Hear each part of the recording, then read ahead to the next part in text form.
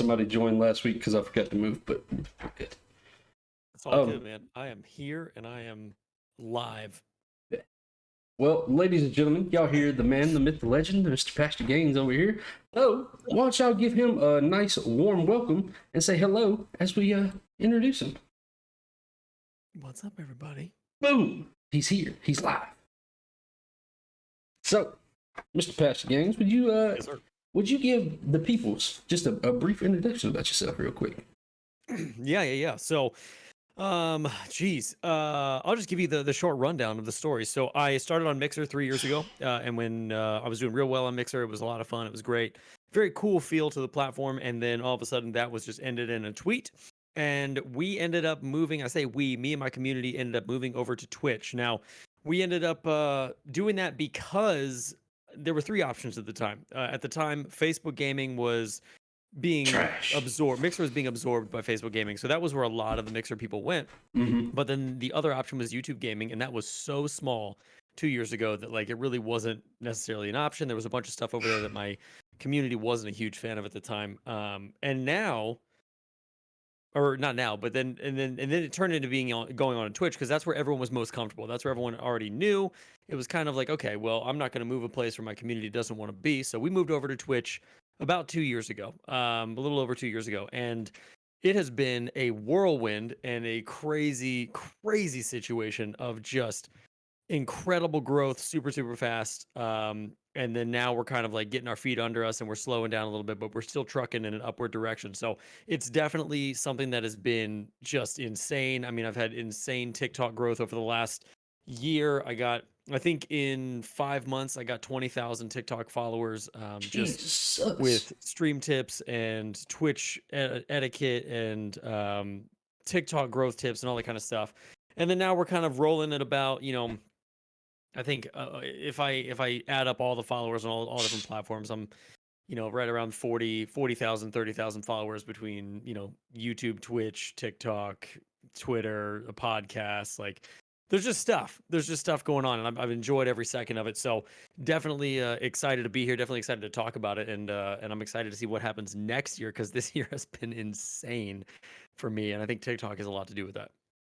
I'm looking forward to this interview. One, because I want to get to know you better as a person. We are very new at. We just met 2 weeks ago, technically. Yeah. Is when we had. Yeah, I was gonna say we had our first conversation through in Westby. In Westby, shout outs to you. And I got to view some of your content over the past couple weeks and viewed you on TikTok. I think I can learn a lot from you, and that's another reason I'm really looking forward to doing this interview because I see the growth and everything that you're doing, and I'm like, man, I just feel like I'm doing something wrong somewhere, and I might be able to learn something. Like no way, dude. I'm gonna have to fix the screens really quickly. I told you I do it every time. Put it on the wrong screen. That's all good. Sorry. Oh, now I'm OBS. Oh, there I am. Yeah, give me one. There we go. Yeah, you're good, dude. You're good. And believe me, you're not. So I'm in a very different situation than a lot of people are. Whereas, like, I'm a stay-at-home dad, so I'm not working like 12-hour days. I'm not working like 24-hour shifts or whatever. So I do have an advantage. Now, granted, I am still quote unquote working all day. Like I don't really get to work on content until the evenings. But I have a different situation than most. And I do recognize that as being kind of on one hand a double-edged sword, but on the other hand, like a huge advantage to where I don't have to be up at 5 a.m. for work every single day. You know what I mean? Like I don't have to do a lot of things that other people with jobs and want to do content creation do. So in that regard, I don't want people to look at me and be like, oh, he's doing something right. Well, I'm doing what I think is right, but at the same time, like everyone's journey is completely different, right? I agree, and that's one of the main reasons I want to do, or I do these interviews, is because, like I think we talked about it previously, me and you can have the same thought process on wanting to do something, and it can be done completely differently, because the way you think of something is going to be completely different from the way I think of it, because that's the thing. I like getting inside other people's brains because it could inspire not only myself, but it could inspire somebody else to come in and be like, hey, that's actually a really good idea. I didn't think about doing that. Like, let's jump on TikTok for a minute. You said you had some crazy growth on TikTok. Maybe there's something you're doing on TikTok that I could be like, okay, well, if I do that as well, not necessarily like I say that, and I don't mean in the sense of like stealing the type of content you do. Just like Sure, maybe sure, sure. maybe you know the better times to hit the algorithms or something like that is Hmm. mostly what I mean. It's like in the sense of learning from there. Or somebody else could be like, oh, well, he does this kind of content and get inspired from your type of content and then kind of branch into it in their own kind of way.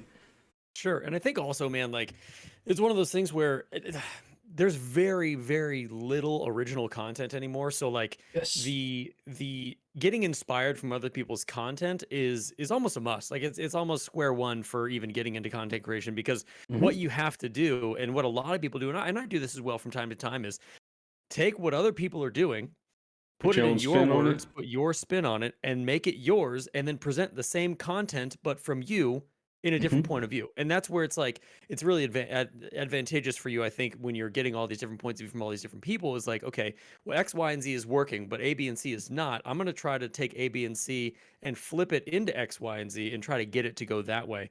So it really is, it's interesting to see how much original content there is not. Like if you Mm-hmm. spend time on Twitch talk for long enough and cycle through a bunch of different Twitch tips and all that kind of stuff, they're all going to start to sound the same after a while. The Mm-hmm. difference is, are your Twitch tips being expressed in a way that is better than everybody else's, or are your videos higher quality than everybody else's, or are you better at speaking than everyone else is and articulating your words better than everyone Mm-hmm. else is? Because that's what's going to set you.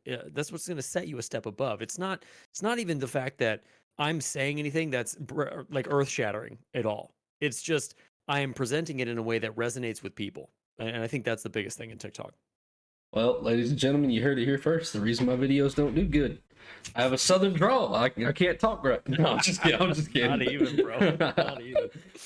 But yeah, I do think I can learn a lot from you, and I do agree in the sense of there's not a lot of original content. If you look Sure. hard enough, everybody has already done everything that you do. I do Mhm. think the best part of doing that is not necessarily stealing content, but if you do quote unquote steal somebody's content, put your own spin on it. Don't copy and paste exactly what they do and be like, oh, well, it worked for him. Why ain't it working for me? It's just because it Mhm. has no originality from you into it. I Yeah, think or you that's give a, them credit. Give them credit too. yeah, I mean, that's the other thing. Tag them in the post, be like, "Hey," or right the first comment in your TikTok, "Hey, got this idea from so and so." Comment mhm. them, and if someone did that to one of my videos but tagged me in the video, which has happened before, I don't think anything of it. I'm like, "Oh, Yeah, sick! Like I inspired somebody to do something. Like that's awesome. That's great. So go for it. More power to you." So I that's also a good thing to do. I agree. AP in LA. At Welcome to the Nilla, Great Heathen Army. Welcome in, welcome in. Thank you for that follow. that dude's a dope human being. I look forward to meeting them. All right. So this is how I like to start the interviews. I know Yeah. we got an introduction. The way I like to start, I like to do what I call a mental health check because I call anybody that comes on this interview, comes on and takes the time out of their day to do this. I call you a friend. We're new, so I'm still going to call you my friend. Fair. I look forward to getting to know you a lot better throughout tonight and throughout later on. Sure. So I like to do a mental health check. How are you doing mentally? Because Mm. That's a great question. That's a great question, and I'll answer it honestly because I like to be transparent in what's going on Mhm. in not only my content but like how I'm actually doing, because I think a lot of people don't talk about this side of content creation, and I think this side of content creation needs more light shed on it in some regard. Um, I am okay. I am definitely a little anxious about the fact that I feel like my TikTok growth has kind of plateaued and has stopped moving. Like I was just talking to some people about this earlier today. Like I'm getting maybe 1 to 5 followers a day on TikTok, where I used to be getting 20 to 50 a day. Mhm. And when you see that big of a drop, you kind of start thinking, well, what's wrong with my content? What's wrong with me? What's wrong with this? What's wrong with that? So I'm anxious about that. I'm anxious about that a little bit because I don't want to put all this time into creating content and find out 2 years from right now that it's not worth anything. Like it doesn't happen, and I'm Mhm. always kind of fearful of that idea. Like, well, I hope this is going somewhere. Cause like I'm taking time away from my kids, time away from my wife. Like, you know, that could this time be better spent is kind of what I'm getting at. So, Mhm. um, I'm also about to move into our dream home, which is amazing, but it's also stressful because there's a move going on and I don't have a ton of batched content this time around. So I have a Congrats on fear that, by the way. of Yeah, thank you. I have a big fear of getting left behind. And like if I have to take a break from content, even for like 2 weeks, just so I can move into a new house and do all this stuff, but I don't have videos scheduled and planned, that I'll be forgotten, that my content will fall off, that I'll start losing momentum, that I won't grow anymore. And it's stressful, man. It's stressful in that regard. Now, I say all that to say I also am fine. Like I'm also good. Hmm. I'm actually very happy in what I'm doing, and in content creation allows me to be very, very creative, especially in the video editing aspect of things. And in that regard, I think overall I'm good. But I think there's always worry. There's always worry that you're not growing fast enough, or you're not doing enough, or you're not better than this person, or you're not better than that person, and you're, comparing yourself left and right to every single person around you. Hmm. And the big thing that I always remind myself is like comparison is the thief of joy. I was like, the second I compare myself to somebody else, it immediately negates any hard work that I've done over the last 3 years to this point, because I haven't seen their journey. I haven't seen the bad days they have. I haven't seen the bad stuff they've been through. I just see that one moment in time, which is the pinnacle mountaintop moment. So Hmm. that's a very long answer to telling you like I'm okay, but I'm also cognizant of the stresses of content creation. I agree. You said that you fear getting left behind in the sense of taking a break. I think as a streamer, I think everybody who streams has that feeling. Yeah, I honestly do. And the community that you have behind you, I don't think you'll be forgotten. I think that is a unneeded stress on your own hmm, mentality, but it's also it could be fuel to the fire. If that makes sure, sense, because sure. having that fear that you're gonna be forgotten can light a fire under you. Be like, all right, I'm gonna take today and just make content so I have everything set. It could just be Yeah. something that fuels you up, Yeah. and I personally I feel that way. I've been working a crazy amount of hours lately, and I've been taking streams off. I'm like yourself. I like to be transparent with my community. Sure. I've had to take streams off because I'm just so exhausted at the end of the day. I'm not here, and honestly, I hate Yeah. doing that because in that exact regard, I feel like all right, if I miss a stream, somebody new could have came and seen me. That could have been my tipping point into something else, you know. Sure. Yeah, and you But just don't know. You just don't know, man. Like, yeah. and that's what's so difficult about it is it's always like the woulda, shoulda, coulda in the back of your mind. Like, well, if I did this or if I did that, or maybe like, and that can be maddening in and of itself, because like realistically, it didn't happen because you chose to do something else. And I think Hmm. one thing that, and I struggle with this a lot too, is like I've been taking a break from content creation in 3 years. Like I just, especially like the last year, I've been consistent every single day doing exactly what I need to do to make sure that I can grow and I can get some growth on my social media platforms and stuff. But taking a break needs to be an okay thing though. And I think that a lot of people, especially if you look on streamer Twitter for just like 5 minutes, a lot of people really crap on the idea that like you have to constantly be going, going, going, going, going to succeed. And I think in some ways that's the mentality that Twitch creates too, is like Hmm. because there's not a lot of discoverability on Twitch, if you're not streaming, you're not succeeding. And that's the ecosystem that's been set up on Twitch, is like if you're on the platform, you exist. If you're not on the platform, no one has any idea who you are. And that's been a little bit ingrained into all of us as content creators, especially those of us who are on Twitch. Hmm. Um, that like if we are not streaming, then we are not around, which is kind of a lie, because if I've set my stuff up to where like if I'm not streaming, you can find me on YouTube, TikTok, Twitter, Instagram, like everywhere Hmm.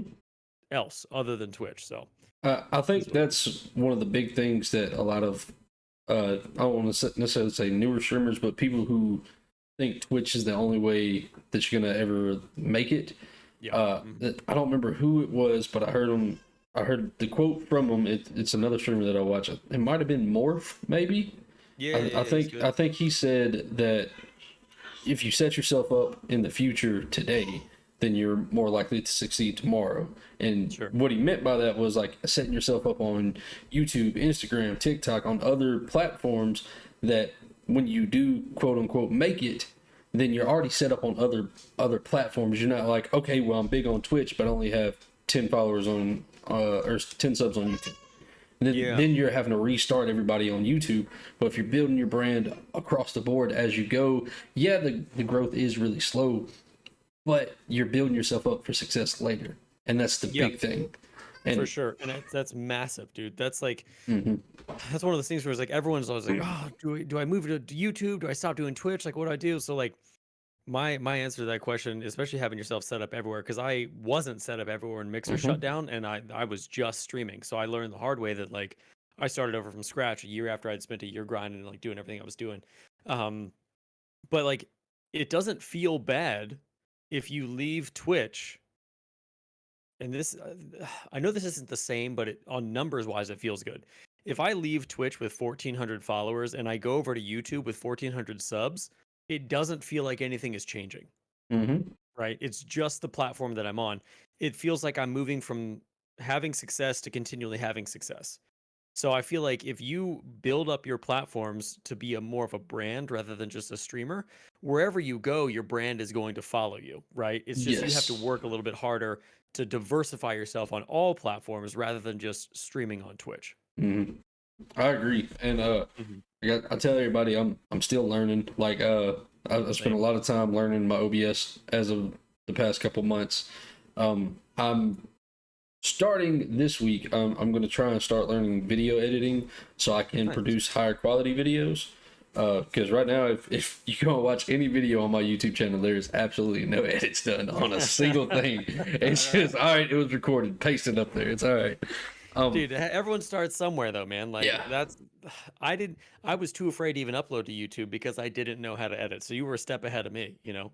Um, I legit was the same way. I was like, man, I don't want to upload this. It looks like crap, and I was just like, it's something there. Just, Yeah, it's a just let placeholder. It's doing great. it's, But here's the deal, you have subs from it though, right? yeah. Like you have Hmm. subs from unedited content, which obviously like the threshold of comparison is way higher on YouTube because you're going Hmm. against some cinematic quality channels. Like and it's Yes. just factual. But Yes. not everyone is there to watch cinematic quality channels, you know? Hmm. So it just depends on where your audience is at.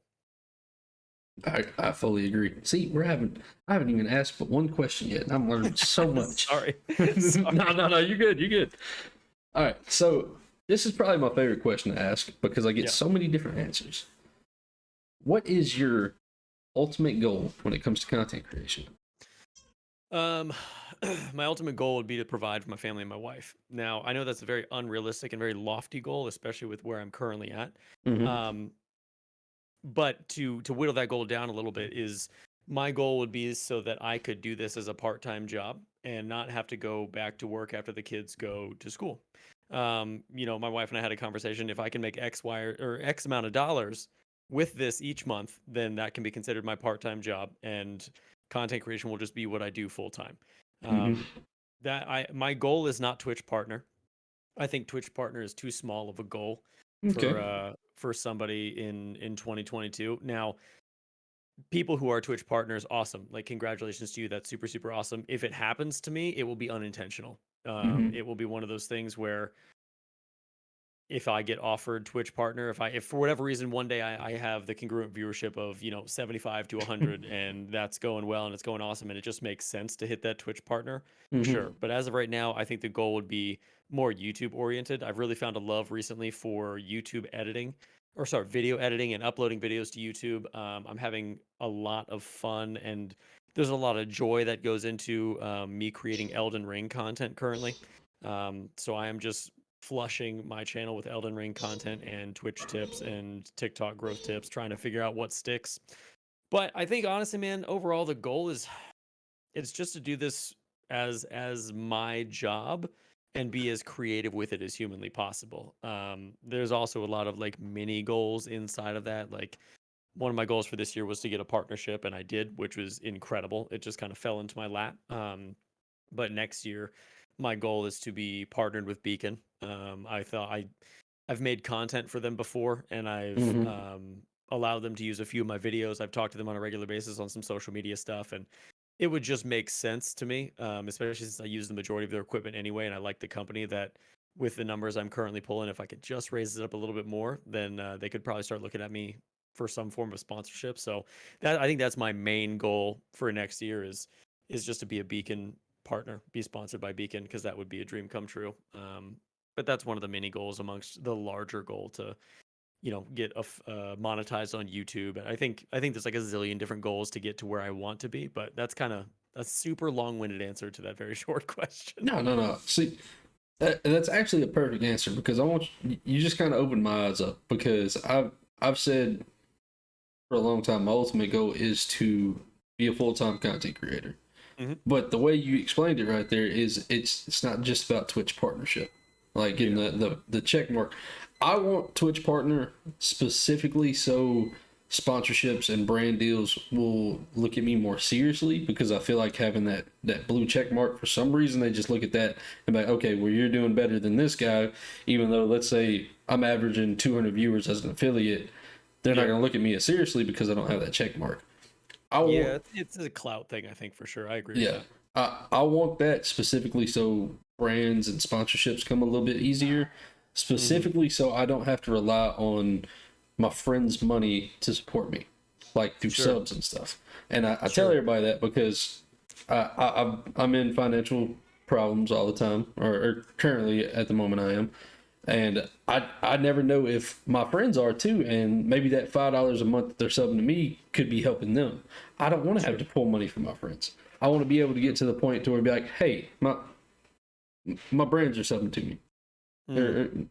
Y'all chill out. Yeah, So, I get that. And also, dude, like it's funny because the reason I say Twitch partner is too small is even financially, the average Twitch partner makes $30,000 to $40,000 a year from Twitch partner. That in the area that I live, you cannot live on being Twitch partner alone. You can't do it.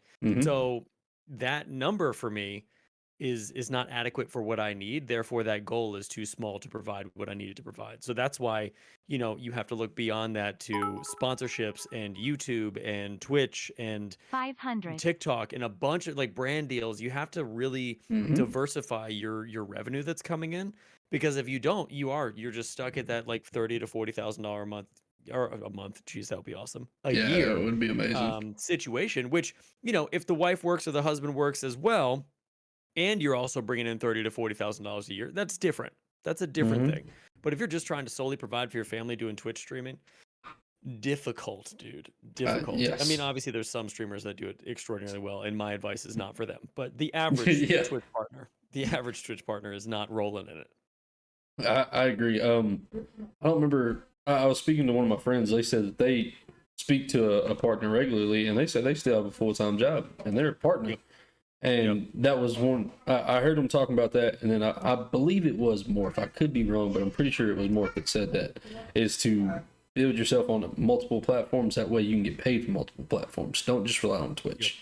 And when I heard those two things, they just kind of resonated. But like what you just said, with that being kind of like a sub goal or like a mini-year goal, that makes more sense to think of it in that way, because then you can be like, all right, well, this is more of a milestone, less of a goal, because once I hit that, then boom, we're good. Next goal is up. Yeah, and also like it's just a notch in the belt, man. Like it's one of those things where a lot of streamers, especially when you first get into streamer, the pinnacle of all things good is partner. Like it's just Twitch partner, but there is no difference. There is zero difference right now between being a partner and being an affiliate, other than the check mark.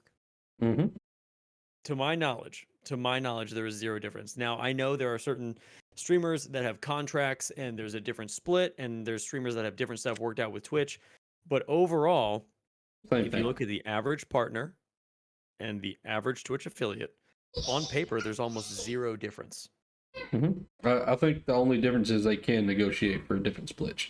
I think that's actually if you have a massive viewership and you're bringing in a lot of money to Twitch, then they may do the 70-30, but they're taking that away. They're taking that away for the top 1% of all their creators.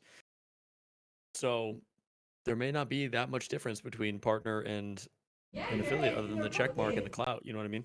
Yeah. So I want to ask you a question, because I've been curious about this.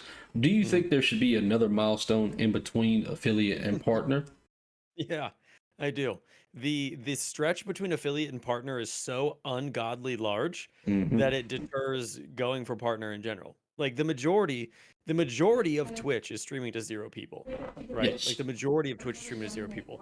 I stream to typically anywhere from 20 to 30 in an evening, which is awesome. I do have nights that are a little bit less than that, but the majority of the time, average is about 20 to 30 people that stop in, hang out, whatever. Um, dude, I've been doing this hardcore for a year and like blowing up all my social medias, like networking, doing co-streams, like TikTok, everything. I've been doing everything on paper that should be good. Dude, I am nowhere near 75 average viewers at all. Mm-hmm. Like if there was Twitch affiliate and then there was like Twitch member and then Twitch partner, that would be phenomenal. Where like Twitch member, you have to have 45 congruent viewers, and you know, that's like the only thing that's, I don't even know what it would be, but it would be half of what you need for partner, Mm-hmm. because three viewers for affiliate is nothing. The It's crazy nothing. part about that is there are some people, and I've met these people, they've been streaming for 3 to 5 years, still haven't hit affiliate. Yeah. And it sounds crazy when you hear it, be like, yes, they haven't hit affiliate. And I don't mean in the sense that they just haven't accepted the affiliation, like they haven't hit it. Like, it's crazy to think that, because like, you tell me you can't talk to 3 friends. Like, look, bro, for 1 week I need your help, just so I can start getting paid from this eventually. Yeah, dude, it's insane. I made a TikTok about this not too long ago, but in 2022, with how easy it is to get people to come to your Twitch stream, there is zero excuse to not have 3 viewers in your chat. Now, maybe I'll get some flack for that. I do not care. All No, you need to do I to get agree. affiliate is you need to put your iPad and your phone up to get your viewers in, and then you get affiliate. Like Mhm. you do that for a week, and then you meet the affiliate requirements and you stream or whatever, and then you get your affiliate. You also can post on social media, like how fast TikTok grows. You can still post on Instagram. You can make all your social medias. I think the problem Mhm. is people just hit go live for the first time and they're like, I'm gonna have so many viewers, and they just don't do anything. And the other issue, dude, and I've been in a few of these streams that are very small streamers and not affiliate yet. There is always a reason you're not affiliate yet. It's because Mhm. you're sitting there not talking. Your stream is boring. Your stuff is not engaging. Like a new person will come in and you won't say anything. I, Like I don't typically talk in streams, but if I talk and you're still not saying something and I'm like one of 2 people in your chat, bro, that's a you're problem. bad at it. Like you're Yeah, just stop. that is an absolute problem. Yeah, Now, yeah. in the sense of people not talking, I'm gonna kind of switch gears, but same Yeah. aspect. Let's say you're doing a collaboration with somebody. Let's say me and you are collaborating right now, which, I mean, technically we are. Let's say you were streaming this as well. At the end of this, Kainsey, you knew what I was talking about. At the end of this, we decide, hey, we're both gonna raid this person, and we both raid, and we hit a What double raid, dirtbag. and they're like, oh, hey, thanks. No shout out, no thank you to the second person. Ew. So I'll give the backstory on this. Kainsey West, he's in the chat. He's one of my mods. He's one of my best friends. Me and him was doing a Soul Link Nuzlocke collaboration, Yeah. and at the end of each Soul Link, we do it every Saturday. At the end of it, one of us would pick a raid, and we'd drop a double raid on everybody. Sure. He dropped 19 viewers. I dropped 16, I think. So a very good raid for a very good double raid. And they were playing Fall Guys. I remember it clear as day. They went. It's been seared into your mind. Yeah, it was one of those, like, it was a very oddly thing that it just kind of pissed me off. Just like, not because I didn't get any recognition. It was the way it was treated. So Kainsey, his brand is Fell Gang. Yeah. She was playing Fall Guys. She looked over and she said, I haven't even failed yet. Thanks. And then I raided with my people, and she didn't acknowledge my raid. She didn't say nothing. She just kept going. And me and him was like, what? What is that? To have no viewers and then have 20 plus viewers in your stream, and to not acknowledge that is ridiculous. Don't stream. You're bad at it. You're just bad at it. You don't know what to do. You're bad at it. I'm sorry. That makes me so upset. Like if people double rated me and added 20 people to my stream, That's great. That puts me up towards 50. Mm-hmm. Like that's a really, really good time. If I was to sit there and be like, cool, and not acknowledge, bro, how fast everyone would leave that chat is incredible. It That's is exactly the incredible, dude. crazy. What That's the heck? exactly what happened. So, like I said, he Yeah, dropped 19. I dropped 16. I would She have. had 5 in there.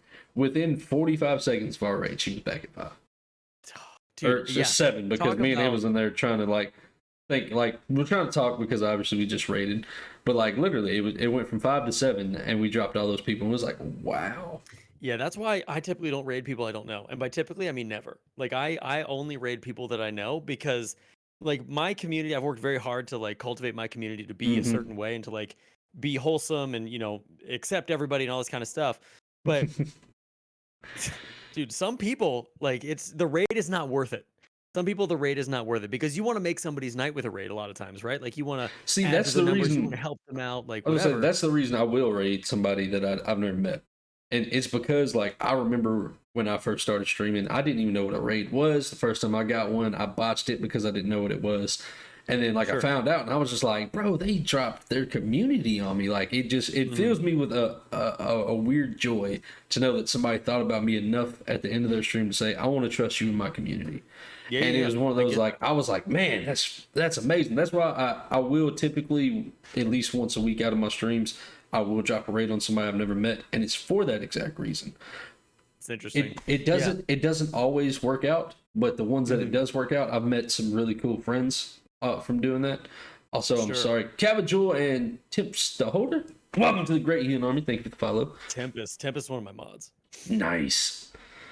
Yeah, dude. I mean, for that reason, like I'm super selfish with my raids too. Like Mm-hmm. I'm not, and I'm not ashamed to say that. Like I have a very, I don't want to say super close and tight knit group of people, but there's probably about a cycle of 10 streamers that I raid on a regular basis, and that's it. Like Mike, and there's a reason behind that is because whenever you raid the same people over and over and over and over and over again, and there's always bleed over back and forth between between the two communities. Like the Mm-hmm. majority of people that I raid have become very, very good friends, and then their community will come over to my community some, and my community will go over to their community. Like I have, I have walked in to a buddy of mine. His name's Cosmic Wolf. He's a great streamer. He plays a lot of Souls games, Sekiro, all that jazz. And half my community is sitting in his stream when I'm not streaming, and like I go over and check him out. Like it's a super dope thing, and vice versa. You know, like it just goes Mm-hmm. back and forth. So I guess I'll call it strategic raiding, where I like to raid people to get to know them more and more and more because and it also gives me exposure to their community, this, that, and the other thing. So, you know, I'm super selfish about it, and maybe I shouldn't be, but it's just it's just how No, I I am, mean man. that's completely understandable, and it's a good mindset to have because then not necessarily like merging the communities, but y'all get to know each other on a more personal level rather than just like, hey, that guy rated me that one time and it was forgotten Yeah, about. So I mean, yeah, that's perfectly exactly. all right. Yeah, I try to network a little bit when I do it, which is dope. Mhm. Now you've talked about Elden Ring a few times, and I wanted to throw this. In. What's your favorite Yeah, build? my favorite build in all of Elden Ring. Because Um, I've I'm a only used one, and that was when I played it, and I want to get back into the game. I'm a strength boy, dude. Dude, it's so much fun to wield two massive swords, and every hit you hit on an enemy, they get poise blocked and like destroyed immediately. So I just made a faith build, and shameless plug, I just put it up on my YouTube to just check it out. This is all Um, about your promotion. but I, Promote whatever you I just want. did I just did a faith build, which was god tier. It was super fun. It was great. I loved it. It was awesome. A lot of lightning throwing, a lot of craziness. I am working on a dex build currently, which is just blood for days. Like everything melts into pieces. That's what And I then my rock. next playthrough, which is going to be New Game Plus 4, is going to be a caster arcane intelligence build, which I've never done, and I suck at being a caster, so I might get fed up with it, but we'll see. So that's currently what I'm rocking with. But strength, bro, dude, two giant swords, beefy armor, just being a tank, it's unstoppable. I love it. So when I played it, my original thought process was strength because Yeah. I've seen some of those like giant hammers that you get, and I was like, man, I'd love to do that. And I started playing, and I was just like, I got a samurai sword, and I was like, I knew it was I'm game over for you. I'm a swordsman in myself, so I was like, Yeah.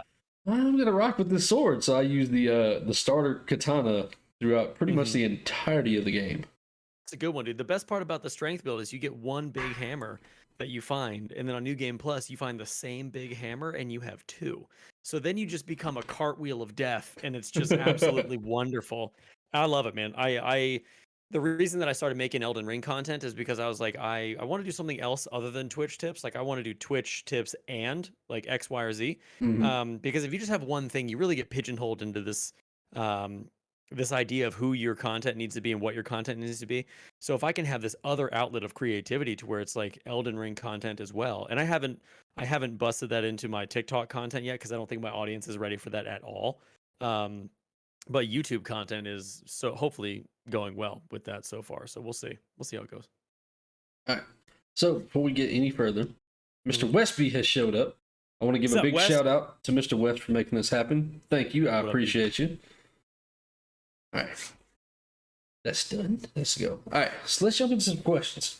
Yeah. Now, how do you feel when somebody new to the chat comes in and they're just being excessively too much? Like in the sense they're spamming like what to do, or just constantly playing sound alerts or stuff. Just how do you deal with that? Ban them immediately. Ban them immediately. And I'll tell you why. I know that's Okay. kind of like harsh or whatever. I typically don't do anything. My mods know exactly how I want my stream to run and exactly the type of person that my stream attracts to be there. And typically those people just in general don't last very long, only because not that my community like turns on them, but everyone can kind of recognize a troll when a troll comes in. And even though my sound alerts and stuff cost bits, it's not worth um compromising the quality of the stream and the quality of the content for pennies and cents. Mm-hmm. You know what I mean? So typically my mods will just get them out, which is fine because typically those kids are like 15 and 16 years old and they're just there to troll and that's about it. Um, the ban hammer, Tempest is saying the ban hammer runs strong with us. It does, and it doesn't. I'm not saying like people get banned every single stream because that's not what happens. But my mods, I feel, are good enough at what they've done and have done it for so long that I don't even need to say anything. Like I'll look up sometimes and it'll say X, Y, or Z has been banned from the chat, and I don't even Mm-hmm. question it because they know how I like a certain wholesomeness to be in the chat. I like my chat to be mixed full of men and women and everything else in between, and I like it to just be a good time for everyone involved. And the second that that's compromised, I don't have time for it. Like I just don't. So I get rid of it because I made the mistake of allowing somebody in my community for too long that really made things uncomfortable for a lot of people. And because I was so small, I really was focusing on like viewer count and trying to like make sure I had as many viewers as possible. But the dude turned out to be a total D-bag, and we ended up banning him from everything that he was involved in and got him out of the community after I think it was like 6 months, which was way too long. But the reason I'm so strict on it now is because I've seen what happens if you let it kind of go and Mm-hmm. let it kind of fester and do whatever it's going to do. I had people coming into my community that would tell me about this guy who was in my community that he was like using racial slurs in other chats and he was messaging people on Xbox and like bullying them and all this kind of stuff. And then that started to reflect poorly on me. And I was Mm-hmm. like, I'm not going to be associated with that person anymore. So I ban them right off the bat. If they want to be unbanned, they'll appeal it, which nobody ever does. So I feel like we've been pretty. I didn't even know you could do that. Yeah, yeah, you can do a ban appeal, and some people read it on stream and all that jazz. So not me. I'm having some slight internet issues. Give me 1 second to see if I can figure this out. Oh, you're It's good. just showing I'm dropping frames. Hopefully I'm not. Perseverance said Bren lurking, but that question pulled me out of lurk. Listen, Perseverance, Perseverance was one of the people in my community that was affected by it as well. Um, Also, everyone in the sanctuary in the chat right now, thanks for showing up and being super dope. I appreciate it. Yeah, I appreciate y'all coming through. It's good to get to meet some of y'all. I hope I get to meet y'all again or more in his channel when I come hang out. But so my mods are about the same. Yeah. They know what qualifies as a ban in my stream. Yeah. And I'm a lot more relaxed when it comes to it, simply because I guess because I do worry more about my viewer count. And in the end of streams, I don't ever look at my viewer count. Yeah, it's doing again. What is going on here? Oh yeah, you dropping frames a little bit? Yeah, I don't know what's going on. It did this the other day, but I'm not really sure what's going on. Just Let's just hope it passes. Sleek says your flannel's looking like a Target find. It is. It is a Target find. I'm not even ashamed of it. Not even ashamed of it at all. Hey, Target has all the best flannels. Perseverance, welcome to the Great Heathen Army. Oh, no. Wes has never banned anybody. Wes, get on the train. It's a great train to be on. It is so wonderful. I was gonna say I don't think I've ever seen him banned. Kainsey and Johnny Boombots. Those are my two main. They're big on banning folks. They dropped a ban hammer real quick on somebody. Let me see. Oh, browser encountered an error because I'm watching your stream too. Let me see if I can reload it. Let me see. I'm still dropping frames. Give me 1 second. I bet my wife has all of the TVs on for my son. Give me 2. Oh wait, we're back. Sorry. Oh, it's weird. It's all good, man. We're rolling with it. Get your shit together, internet. Please. We have important people here. Oh my god. We have important things to discuss. It's back. Okay. I don't know what's going on. We're just gonna roll through. Okay. Tech difficulties are part of it, man. Yeah, Tech difficulties are part of it. I actually had an interview a couple weeks ago. I had to completely reschedule because my internet just shut out, and I really don't want that to happen again. Give me 2 seconds. I'm gonna check and make sure all these other ones are cut off. Okay, I'm gonna talk to your chat while you're away. That works. All right, everyone. This is now PastorGainz stream. It's good to see you guys. Welcome to my community, my new community. We've actually taken over the Riddler's channel. One thing you need to know about me is that I crush flannel all day, every day, and I feel good about it. If I could wear flannel in the summertime, I would. It's the best thing in the whole world. I also enjoy long walks on the beach. I'm just kidding, dudes. What's up, everybody? It's good to see you. Listen, what if I just spent this whole time just self-promoting, just so hard, and he just never knew? That would be such a bad situation. Oh, he's back, Chad. Okay, I'm back. I do apologize. That's okay, dude. I spent the entire time just entertaining them. I did a one-person podcast for a second. Hey, it works. Might have new content idea from that. One person Wes says he doesn't even like to time out people, bro. He doesn't. He will apologize. He has a channel point redemption where you can time somebody out. He'll apologize to people when somebody else times you out. Bro, I've timed out mods before, like trolling them. But like, dude, timing people out. And here's the reason. I feel like if you don't care about who's in your community, and like if you don't have a certain standard that you want your community to be, because some communities on Twitch are just like a filth cesspool of craziness and shenanigans. Mm-hmm. But like for me personally, because I was an ex-pastor, I have the Christian tag on my stream. That's a lot of people can find me and stuff. So like it doesn't make sense. And I also don't know, like, if I'm on somebody's TV and they have their kids around and something, and I'm like cussing or swearing, I don't want any reason for people to not watch me, is what I'm trying to say. So if I allow something to come into the chat and that kind of stuff happens, it is what it is. I don't care if other people do it. Like, I don't care if you do it. I don't care if other streamers do it, whatever. But me personally on my channel, it's just a choice that I made, and it's not like an I'm better than you choice. It's just that's just kind of how I've been. I have attempted to tone down how often I curse on stream. Kind of for that reason. I'll tell you what, Elden Ring's the thing that got me to where I was like, okay, I think I might be cussing too much. I might need to calm down. I don't remember what boss I was fighting, but I was severely underleveled, and I was basically stuck at needing to kill him because I had like 200,000 runes that I hadn't used. And I was like, I'm gonna kill this fucking boss. I'm getting my runes back. And that was like, that's a lot of farming. And I was like, nah, this dude's gonna die. And it was a Crucible Knight, I think is what it was. They're so difficult. And they're so hard to kill. I believe it was the one where it was him and the one with the like giant wooden hammer, I think is what it is. Yeah, I know who you're talking about. All right, so I had just beat a main story boss. Like I think I have the clip on my TikTok. I just beat a main story boss, and I was just exploring, just doing what I do, trying to find out where I was supposed to go. And I stumbled upon them two, and they beat the dog shit out of me for like an hour and a half. And it got to the point where I almost shut stream down because I was so mad. Oh my god, dude, that's funny. And that's great. I remember it specifically because it killed me. I was like, "Fuck you, you piece of shit!" Blah blah blah, and I said it like 15 times back to back. And I was just like, I sat my controller down. I sat my controller down and looked at myself on the camera. I was like, I should probably chill out a little bit. This is not a good idea. We need to have a talk, B. Yeah, it's like, calm down. I get it. Ask Pastor about the pains of Ori.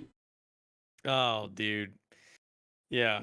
Oh, God. So, do you know what Ori is? The game? No, I've not heard of Okay, that. so it's a platformer, and you're like this super, super cute little furry bunny ferret hybrid thing. And I got into the game, and I was like, oh, this is going to be super, super great. Hardest game I've ever played. Raged harder than I've ever raged in my entire life. And I rage quit the game, and I haven't played it since. And that was 3 years ago. Now, you're going to look it up, and it's not going to look hard.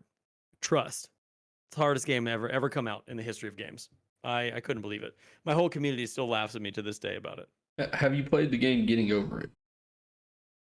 No, but I know exactly what it is, and I love watching people play that game because it is infuriating. I've seen so many people get so pissed at the game. I feel like just to see the conversation's good. I'll be forgetting that I have other questions I gotta ask. Dang. That's okay, dude. That's okay. All right. So, what is your personal preference on backseating? You know what's funny? I've never had somebody come in and backseat in 3 years. I have the backseating allowed tag on because for me personally on stream, I don't enjoy being stuck anywhere for too long because I feel like it disrupts the stream flow. And I feel like people want to come and they want to watch a progression of things. Now there is obviously puzzle games and that sort of thing where my chat will sit there and watch me do one puzzle the entire stream and laugh at me the entire time. And it's a great content. It's a great time. But overall, I've never had somebody come in and tell me step by step what to do and ruin a gaming experience for me. Typically the people that have come in and they've started giving me some tips and stuff, I kind of lay the groundwork like, hey, I appreciate the tips. Don't let it go too far because even though backseating is allowed, I still want to be able to figure it out first. And if I can't, then I will ask for help after that. So that's kind of like why I put the backseating tag on. But overall, man, like I've heard of streamers that have complete game experiences ruined for them. Like people come in and they just sit there and they tell them step by step everything to do in the game. You know, I'm not a huge fan of that, obviously, but like I said, if you lay the groundwork out where people come in and they can understand what you expect, then I feel like that's fine. But I haven't had a bad experience with it yet. I'm kind of the same way. As long as you don't spoil something in the game, I'm fine with it. Now, as far as chat trolling you to where you sit there and be on the same puzzle for the entirety of the stream, Chat's favorite thing. Have you played a game called Madison? It's a horror game. I won't play it. I won't play it because of the puzzles in that game. Not only is it terrifying, I've watched people play it and I get jump scared from watching them play it. I would pee my pants, dude. It would be so terrible. I've watched at least 3 streamers play that game, and every single time it's just jump scare after jump scare after jump scare, and it's like super crazy and weird, and the puzzles are super hard. Yes. Like it took me like 6 months to beat Portal 2. I'm telling you, I was having a tough time with Portal, but we did it and it was great. But yeah, I have not played Madison. So I started Madison, and I have a love-hate relationship with this game. So I do a thing called Friday Night Frights on my channel. I haven't done them in a while, but it's work and other things have popped up. But Madison was the next game up on my list, and I was like, okay, I'll play Madison. I literally got stuck on the very first puzzle for like an hour. I'm talking about the start of the game. Like I'm sitting there like I'm 5 minutes deep, and I'm like, why am I in the same fucking spot? This is ridiculous. Yeah. And I'm like, I asked chat, I'm like, hey, can y'all like tell me what I'm supposed to do? And they're like, oh yeah, just figure it out. And I'm like, what? What is this? Yeah, it's so freaking difficult, man. Like, and I'd be sitting here working on content and watching, hey little baby, and watching other stuff, and I'm sitting there like, dude, I'm in my zone creating my content, and then all of a sudden, jump scare on the screen scares the crap out of me. The jump scare is the fun part. Say hey. You going night night? Tell him night night. Thank you, buddy. Am I getting kisses too? Yeah. The best, dude. I've known you for 5 minutes, 5 seconds. How You old is know, he? he is one. Oh, he's one, dude. My son is 5. He just got his first haircut a couple days ago, and now he looks like he's 5. What a dapper gentleman. Give me kisses. Go to bed. I love you. Bye, little dude. Sorry. No, you're good. The baby Believe Riddler me, if comes anybody on- understands, on it's me. everybody. Dude. If anybody understands, it's me. The baby Riddler always makes his appearance to say goodnight to everybody. That's good. But yeah, so I got stuck on there, and like chat literally, they yelled at me because I looked it up. I said, I'm tired of this shit. I'm looking it up, and Yeah, my entire chat was dead for like 30 minutes, just laughing, nothing but laughter.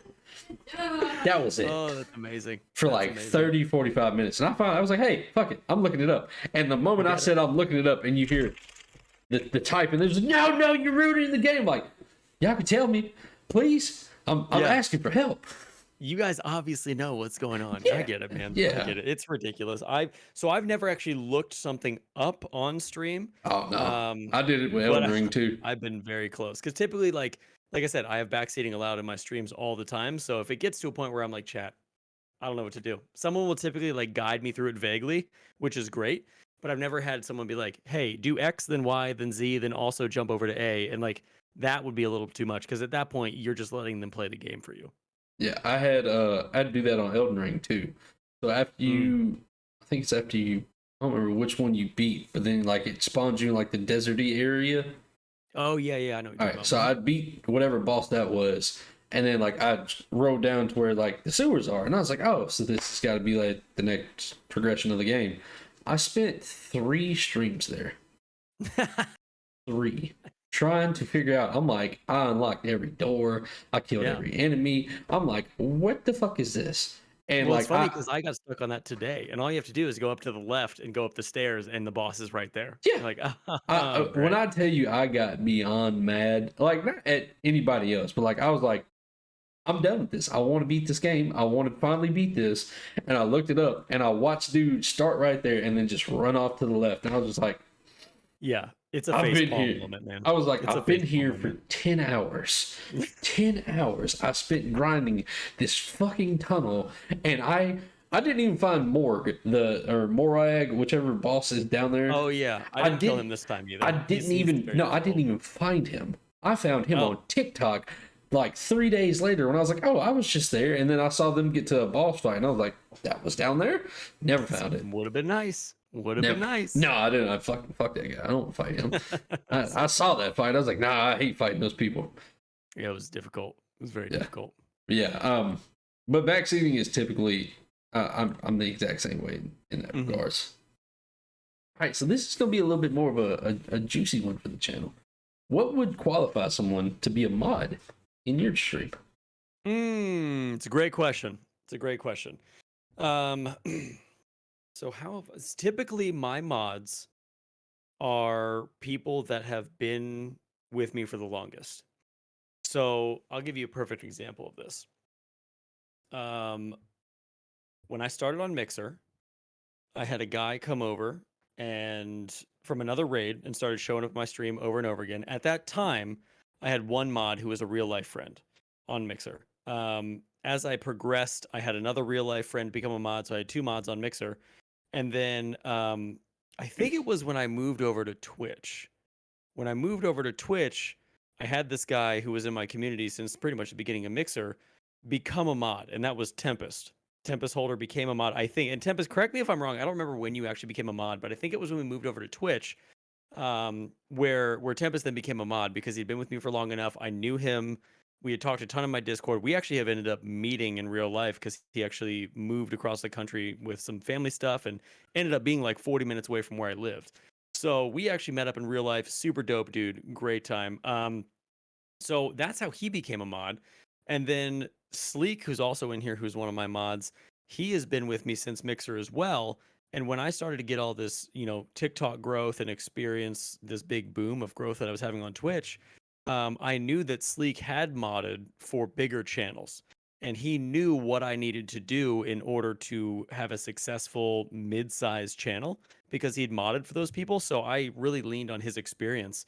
to help me through this kind of growth boom that I was dealing with. But typically, for mods on my channel, to answer your question straight up, in order to be a mod, I need to know you well enough to trust you with the sanctity of my community and my Twitch channel. That it pretty much comes down to that. I have to be able to trust you. If I can't trust you, then you're definitely not going to be a mod. If you haven't been here for longer than a year, you're definitely not going to be a mod. Unless you're a mod of another channel of a creator that I know very, very well, that would probably be the only time where I'd be like, okay, yeah, you could mod my channel. But overall, I think that's kind of it. You just have to be around me for a while. I have to have a established trust relationship with you, and you have to kind of support, the goals and those things of the community. Now, I do have typically I'll try mods out too sometimes in Discord. Because if you can mod a Discord well, then you can mod a Twitch chat well. I think it's pretty much the same deal. And if you start messing up a Discord, it's a lot less detrimental than if you mess up a Twitch channel. You know what I mean? Yeah. So I've had some of that kind of trial and error kind of stuff before, but I think that's kind of the overarching theme of it. I've never considered if you can test them out on Discord. Mostly because my Discord is still, I don't want to say new because I've had it for a while, but still growing in the sense of like having people come in and have conversations out of just saying like, hey, good morning. So like I've never really considered that. That is actually like, I'm gonna write that down. I'm gonna keep that as a good idea for later. Yeah. It's interesting. And like sometimes I want to mod people on Twitch, but they don't Shameless want to be plug. mods, on Twitch. So I just make them mods in my Discord because I know that they have the character that I'm looking for and the trust relationship, and they've been with me for a long time. And I want them to be a part of the team, right? So if they don't want the responsibility of doing it on Twitch, Discord is a very low responsibility moderator, which I find is perfect for some of the people that want to do that. So I'm down with that too. It's just I like my mods to be more of people on my team rather than just people that mod my channel once in a while. So I have a mod channel. We talk all the time about different things for the channel, thoughts, comments, concerns, all that kind of stuff. So I'm trying to build this team of moderators around me, so to speak. That's a good thing to have. I think that's a place that a lot of people actually fail in the sense of not having a team behind them, is because a lot of people would just that and criticism. I'm gonna put those two together because a lot of people don't have a team together that will criticize their content. So like I want to hear honest feedback from my content. So like at the end of it, if somebody comes in and says, "Hey bro, I'm gonna be real with you, your setup ain't looking good," they tell me. I can't fix things unless I know it's broken. But at the same time, I got to be out of my head to think that like, all right, let's take this overlay I have set up right here, the interview with the Viking. I did all this by myself, and it was one of those like somebody comes in back, I feel like you could do better. Thank you. And that gives me the job to be like, okay, well let's try and do something better then. Like give me the honest feedback. Yeah, dude. But I actually had a perfect example of that. Sorry, I didn't mean to cut you off. No, go ahead. No, I was gonna say I had a perfect example of that too, because like I've had merch in my store for the better part of like 6 months. I haven't sold one piece of merch. And I finally asked my mods, I was like, hey, what's going on? Because I need to know, because I would like my merch to be another source of revenue coming in for me. It's just like we talked about at the very beginning of this, just multiple sources of revenue coming in. And I know it's not going to be a crap ton of money because it's just merch and I'm a medium-sized streamer. But they were real with me. They were like, dude, your logo, as big as it is on a piece of sweatshirt or a piece of clothing or whatever, we're not going to wear it in real life. Like, we love you, we love what you're doing, we support what you're doing, but I'm not going to wear a giant lion lifting a dumbbell on fire on my chest all day at work. Like, that's just not how that's going to go. So I was like, okay, that makes perfect sense. So what I've done is I've formulated minimalistic designs. So I have a design coming out in November that's very minimalistic. It's just a circle. It says PastorGainz in the middle. It'll go right on the breastplate of a sweatshirt and a shirt. And if that sells, awesome. If not, then we'll figure out what to do. But I also just launched we'll call it spooky merch or whatever. It's a ghost doing a deadlift, and my wife designed it. It's super cute, super wonderful. People have bought sweatshirts, t-shirts, stickers. Like, people have bought a lot of this very short time limited deal because it's not my giant logo on my t-shirt. And that was really, really helpful feedback for me because I didn't know it was a problem until I knew it was a problem, and then I could correct that. Like I'm always about correcting problems once I figure out what they're about. But I just had no idea. And as a streamer, you can't know everything. You can't be everywhere because Hmm. people have differences of opinion all the time. So, but that was an example I had of that, which was really, really helpful for me in general. I can agree with that. That might. I've never asked anybody about my merch in that regards. Yeah. I do have a few people that have bought them. I do giveaways to where I give away my merch as well. So I do have some Yeah. people that wear it, and to me, I get good feedback when they get it, and like I get pictures of them wearing it and stuff. That could just be a one-time deal, though. Hey, I mean, it is what it is, man. And like I said, it's different for everyone. This is just how, my experiences personally with it, because I want to make my merch more of like everyday wearable merch to where like, hey, if you need to go to the grocery store, if you need to, go pick up your kid from school, if you need to go to work even, and you want to throw on a sweatshirt, like you want to feel nice in it and look good in it. And Mhm. if it's not something that you want, I'm not going to design those type of things. You know what I mean? That's simplistic designs. That's good. Good idea. Yeah, and I, Tempest says that's one thing we're pretty good at about giving honest feedback and constructive criticism. That's massive. If you can't take hmm constructive criticism as a streamer, and you were just talking about this, um, then you're not going to go far because you have to remain ever teachable, and you don't know everything as a content creator. So if you can surround yourself with people that are going to be like, actually, man, like Let's here's try the issue. this. Yeah, Yeah. let's try this. Here's the issue. Here's what we're thinking. Be open to that kind of stuff because hmm that being open to developing new merch for me was probably the best decision I've made for merch ever. I went from not selling any pieces of merch in 6 months to selling about 7 to 9 pieces of merch in 15 days. So it just It's a makes good turnaround. sense. Yeah, I was really happy about it. I'm not gonna lie. I was super pumped about it.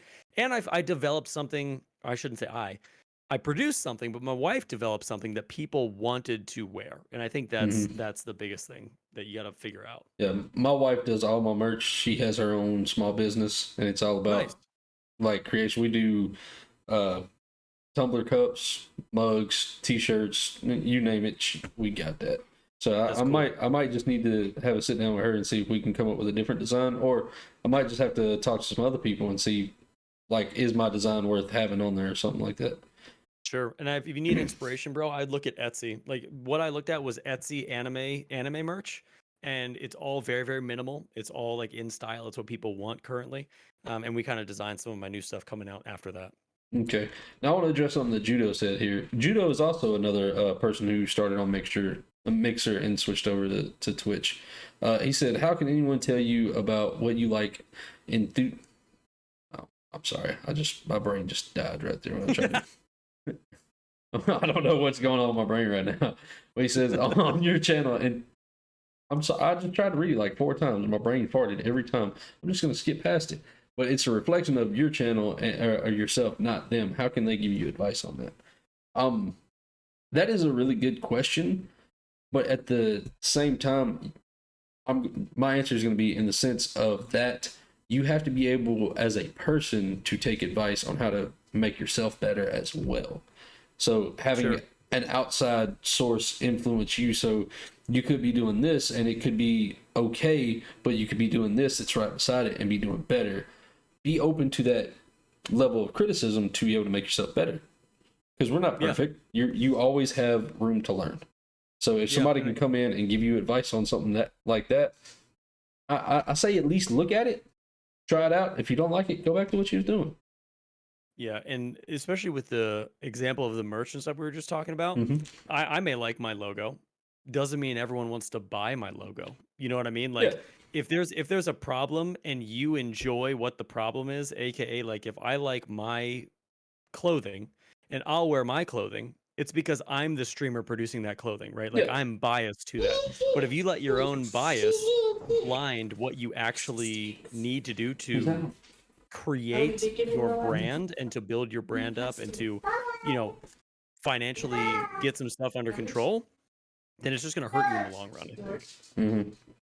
Statement was based on what you said about something on your stream. Constructive feedback. Oh yeah, well, in that sense, is like if you look at this overlay, it's a simplistic overlay. At least in my opinion, it is. If you look at it and be like, we could do something better. All right, well, let's sit down. Let's have a talk. let's see what we can do better. That's what I mean by that. Or like, let's say something else that I really don't ever touch on. Channel points. I have a ton of channel points.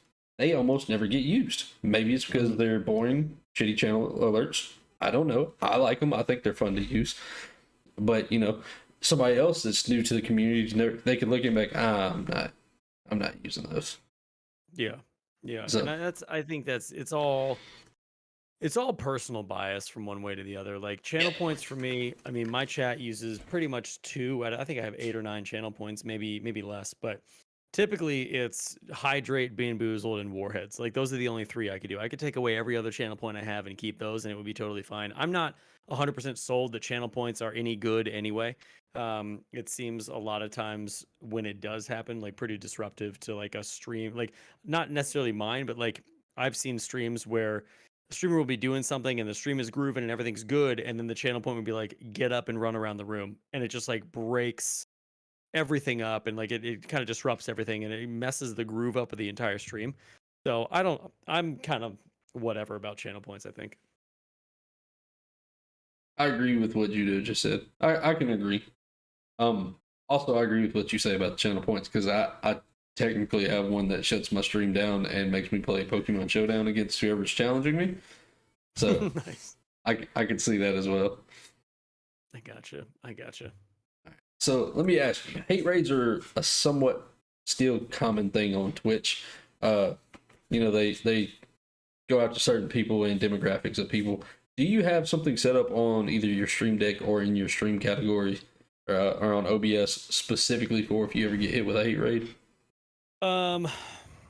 No. So I've been bot raided twice, and I've taken care of it twice. And after I got bot raided once, I was like, oh, that'll never happen again. That was weird. And then it happened like last week. So I've never been hate rated, thankfully, but I've been bot rated before. I am in the process of creating a Stream Deck button to do that. Right now, I just have a clear chat button. And I also do have a bot in my chat where when I got bot rated, it banned everybody who came in immediately. Like immediately. My entire chat was in there like, what the heck was that? It was just like, just banned. Like hundreds of people were banned in the matter of like 30 seconds from this bot, which was great. And then some guy who wasn't a bot, like was a first time chatter, who's like, I'm not with them, let me hang out, please. It was so funny. But I just have a clear chat button. I have a sub only button on my stream deck just in case something like that happens. That's like bare minimum. But I know there's streamers who have made like incredible buttons to where it like runs an ad, clears the chat, bans the stuff. Like Cody Riffs, if you know Cody Riffs, has a massively amazing stream button on his stream deck that kind of clears everything from a hate raid. So that is on my list of things to do as a content creator. It just hasn't been done yet. Okay. All right. So this next question I'm going to ask is kind of a 2-part question. Okay. So part 1, at what point do you think you should start paying your mods? Oh yeah. Never. My mods are slaves and they will never be paid. I'm just kidding. That's completely a lie. I wish I could pay my mods. I think that for some of the people that mod and are there day in and day out, every single stream, the entire stream, 3 days a week, and are not getting compensated for that at all, and that sub to the channel anyway, that's the most humbling thing ever, by the way. That's like the most incredible thing. I can't imagine that somebody would do that for my content and me in general. I try, and at least I'm trying this year, giving each one of my mods a custom piece of merch that is for them personally, just as a thank you at the end of the year. I feel like when mods should get paid is when you have the ability to do so. And that goes back to what we were talking about earlier with establishing a team around you. I don't know how much mods should be paid because I've never been in a position to do that. But if you're making, I would even say if you're making Twitch partner and you're having a congruent viewership of like 200 to 300 people, you're making $40,000 a year.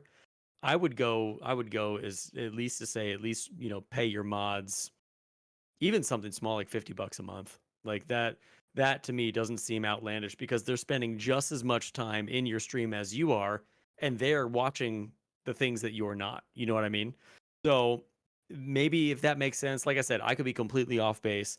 I have never been able to pay mods before, but it is something that I think as I get larger, I would be very interested in doing for sure. But Hmm. then that process of like, what does it take to be a mod on my channel changes as well, and Yeah. that becomes an application process and an interview process because I'm not just going to give somebody $50 a month Yeah. if they're never showing up to the channel. You know what I mean? That was going to be, so technically you already answered part two. Part two of that Love it. question was going to be, how do you give back to your mods? So, Oh yeah. Um, so how do I give back to my mods? Honestly, man, it's just friendship.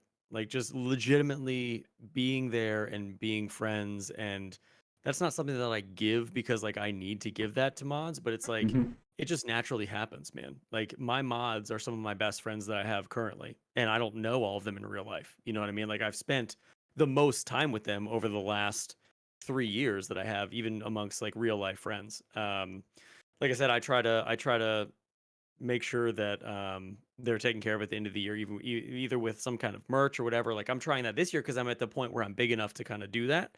Mhm. In the past, man, it's just been we did a mod Christmas card one time, which was dope. We all met for beers and we all took a picture together in flannel, and then we put it in the Discord and made a mod Christmas card for the community, and that was super super dope. Um, but yeah, that's kind of the extent of it currently. I mean, my mods are dope. They're amazing people. They're really, really nice human beings. And they also will be completely real with me when I ask them for constructive criticism and will give me paragraphs of things in Discords where I can learn from it and I can take what they're saying and then implement it and make it better. You know what I mean? Mhm. That's super, super fucking important too. Having Yeah, somebody that can give you that feedback. that was Now, massive. um, I do agree. I do wish I could pay my mods. I'm going to break this into two things. So, in the sense of paying the mods, now once you start paying your mods, do you think they should start treating it as if that's their job? Because they are getting paid for it. So, Dude, would you look at it and say, all right, you stream 3 days a week. Let's say you're here Monday, but you're not here Thursday and Friday. Do you think they should still receive that full $50 for only being there one day out of three every week? Or would it be in the sense of like, you're still here, you're still doing your job on that day, here you go? yeah, I think yeah, it changes. It changes for sure because if you at that point you have to have contracts per mod, and that's where Mm-hmm. you become more of a business and your brand starts paying your team. So if Mm-hmm. somebody can only be there 4 times a month instead of 12 times a month for me, they're not going to be they're not going to get the same amount of money that somebody who's there every single stream is going to be there for me. You know what I mean? Like I'll understand. Obviously, like any business should understand. Like if there's a death in the family, or if you got sick or whatever, like I'm not gonna be like, well, you weren't there, you can't have your money. Like Yeah. I feel like that's pretty dumb. But as far as like being fair to the other mods, if I had 4 mods showing up every single stream and one mod showing up once a month and they're getting the same amount of money, that's going to cause animosity between the Mm-hmm. mods and myself and that other mod, and it's just going to get real tense and real weird. So at that point you have to put contracts per mod, and you become a business rather than just a streamer. I think in that point. I fully agree with that. All right. So the second part to that, in the sense of giving back, what I do to give back to my mods specifically, because like we both touched on, we're not at the point where we can pay them. I Mm-hmm. pay my mods with support. Mm. I immediately, if your face pops up on my TikTok or your name, I immediately like your video. I immediately comment, and I watch the entirety of the video. That goes on all platforms. Uh, Sure. TikTok, YouTube, Instagram. If I see you, I instantly like and comment. And then on TikTok, I will share it to either my Snapchat or I'll share it to somebody else just so I can add to your algorithm. Sure. Yeah, that's great. Just just because I do work 12 hours a day, I work 7 days Yeah. a week, and it's hard for me to catch streams a lot of those times because I have friends that stream while I'm at work, and I have terrible phone service at work, so I can't pull you up and watch, and I Mm-hmm. can't be at home and pull you up on my computer then go back to work because I live too far away. So it's just one of those. That's how I give back, because to Yeah. me giving you my time and support on something is sometimes worth more than me being in your streams. Yeah. And No, I get that. that's just a way I like to get back to everybody. I think it's super, super important. Yeah, and I also think it helps when mods don't stream. You know, I mean, I do not have none a of my mods stream. non-streamer. I do Yeah, none not of have my a mods non-streamer stream. mod. Sorry, I didn't mean to cut you off. No, you're good. You're good. You're good. You're good. I just started talking out of nowhere, so No, it's good. That is a piece of advice a lot of people have given me, is to get yeah. mods that don't stream, specifically because they can look out for stuff that streamers aren't looking at, Mhm. and because they're not streaming, then in the sense of, then they could be more of a, I lost my train of thought. Sorry. I literally, No, it was it's right all there, good and my brain was just like, shut up. because if you the problem with having streamer mods is that you will not have them as much as you want because Where they're I was also going. trying to grow. That They're was where I also was going. trying to Yeah. stream. Like it's just difficult overall. Now, am I saying that streamers that are in my community are not allowed to be my mods? No, I'm not saying that at all. I'm just Mhm. saying in general, I've had better success with mods who do not stream and can give their full attention to what I am doing in my channel rather than I got to go stream, man. Sorry, I can't make the rest of your stream. Like that to me is kind of like, okay, then why are you modding if Yeah, you're that was exactly where I was going with that, because yeah, I say this often when it comes to streaming. Streaming is the most selfless thing, because at the end of the day, we are all selfish in the sense of, you know, I want my stream to be as good as possible, but I also want my friends to grow and their streams to be as good as possible. But sure, you got to find that fine line of prioritizing your stream over somebody else's, but not prioritizing it so much that you leave them behind. If sure. that makes sense, especially when you have streamer, other streamer mods. Because me, I'm big on, I want to grow as a family. I want to grow as friends. I don't want to be over here with 100 viewers and then my best friend sitting over here with 2. I want to be able to be Sure. like, hey, you know, he's a really good streamer too. Check him out. I want to be able to grow together, and that might be one of the things that's stunting my growth. I don't know. You know, it's a learning curve. Regardless, I'm forever learning. That could be one of the things that's affecting me, is the fact Sure. that I care more about my friends doing better than myself. But I also compare myself to my friends, and I don't compare myself in the sense of them being in competition, because I'm in competition with one person, and that's me. Yeah. I want to compete with my friends in the sense of, like, I see them doing new cool stuff with like overlays or different bots, and I'm like, damn, I want to get on that level, but I don't want to be above everybody. Yeah, and I think in some regard, so 2 things. In some regard, they could be stunting your growth. It just Yes. it comes with the territory. If you're constantly looking at other people instead of worrying about like how well you're doing, at some point there's gonna be a conflict of interest, right? So I get that, but at the same time, sometimes it's unrealistic because what you're gonna find is your friends at times will not have the same drive as you do for this thing, right? Like, Mm-hmm. and that's why it's super, super important to surround yourself with people that have the same amount of drive or more than you do to push you forward and to continually make you better and to continually give you constructive feedback and criticism that's going to take your content to the next level. Like there's I'm all for having streamer friends that are like IRL friends, like real life friends, but there is a fine line between like, okay, are you guys just doing this for fun or like what's the end goal? Because if you have 2 different end goals, it's not going to make sense to Yeah. um be constantly making sure that they're doing okay. Like if you have 100, like for your example, if you have 100 viewers and they have 2, they're not a good streamer. They're not. Like if you were to tell your community like, hey, they're a really good streamer, but they have 2 viewers, like numbers do talk. Numbers do talk. Mm-hmm. So they would obviously be doing something that is either wrong or incorrect or stunting their growth in some way, right? That you are not doing, which is causing you to grow. So Mm-hmm. that could be a little bit of a pitfall at times, but you know, everybody's different. Everyone's got a different journey. Everyone has different morals and different things that they think are important. And if that's important to you, do it. You know, Mm-hmm. do what you're gonna do. I agree. See, somebody wishes they had better hair than No, well, Apnil is bald, so he wishes he had any hair at all. you. Oh, that's hilarious. Got him. I have to wear Got my him, but he's streamers. he's beautiful though anyway, so that's fine. Hey, bald is beautiful. Bald is beautiful. I've been told if you can rock a bald head, you can rock anything. That's true.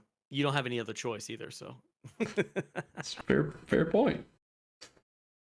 All right, so this one is let's branch into some of your other content. Let's branch into TikTok and YouTube for a second. Yeah. When it comes to uploading videos, Did you do any research to determine what is the best times to hit the algorithms or the best times to upload, or do you just rip it and go? Yeah, so everyone's algorithm is different. Everyone's analytics are different. So the best you can go into your analytics in TikTok under content creator tools, and you can see which times a day are the best times to post for that day. For me personally, I do 2 TikToks every single day. So I have one that goes out at 11 in the morning and one that goes out at about 4 or 5 in the afternoon. Those typically are the 2 best times for my audience. Typically, I think it's because everyone's kind of getting off for lunch and they're having lunch and they're on their phones and they can check TikTok. And then the other one is when everyone's getting off work and they're finally getting home and they're unwinding and they're just scrolling through TikTok aimlessly. Those are when my 2 best times are. Um, I experimented with doing 3 TikToks a day, 1 TikTok a day, 2 TikToks a day. For me, currently, 2 TikToks is kind of like that sweet spot, and it's also all that I can handle. Like I don't have as much, I don't have as many ideas as it would take to do like 3 TikToks every single day. I would make it like maybe a week, and then I would have no more ideas left. So, um, that's difficult in and of itself, but that's what I would say about the TikTok algorithm for sure. Your community's coming in here roasting Shut you. up, Spark, freaking nerd. I think that's the best part about the Twitch community is the fact that I really feel like I'm making it because my community talks shit to me. I feel like Dude, my I really community is do. When roasting they me for come in days. trolling me and I'm just like, dude, I'm doing something right here. Like it Yeah, makes me I made feel the special. mistake. I made the mistake of wearing jorts on stream one time, and everyone makes fun of Oh, my skinny legs now. I was like, bro, I'm gonna kick you in the chest. look, Can't wait till PAX East, bro. So many chests getting kicked. hey, perfect Halloween costume. Go get those giant chicken socks. Perfect. You got it. I hate everything you choose to be. Oh my god. Oh my god. Listen, somebody in his community that knows his address, buy him those socks. Send them to him. If I get chicken socks, I'm gonna punch you into the chest, like chest cavity destruction. I got you. I'll take it. I'll eat that one. Good. All right. So I hope somebody does that. I'm just saying. I really do. I'm gonna I'd be actually. You know what? mortified. I'm gonna clip that and put that on TikTok. I'm gonna put that into the universe. All right. So, what aspect of content creation do you enjoy the most? Um,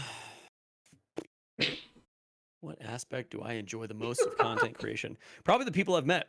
Real talk. Probably the people that I've met in content creation. I think I've met a lot of really, really awesome people. A lot of people that are really, really cool, and I could consider them friends. The journey has been so crazy, which is like the different types of people you meet, the different types of people you collab with and talk with and engage with. Um, I think that's been my favorite part is just building relationships with new people and continuing to build a relationship with the people that have been with me for the longest too. Like that's one thing that's been really, really awesome. I want you to know I love your community right now. They're roasting They're the awesome. life of you. They're I really they're love really, it. really great. They take everything that would bring me harm and destruction and they make it a reality. So it makes me so happy. Fucker, welcome man. Thank you for being here. All right, so you spoke on collabs for a second. Yeah. How do you go about planning your collabs? I treat them more as events. So I won't do collabs a ton, but when I do a collab, I'll typically reach out to the streamer in question and see if first off they're even interested. Because some people don't. Some people are not Mm-hmm. interested in collabs, whether you're me or whether you're somebody else. Like asking them, it just doesn't matter.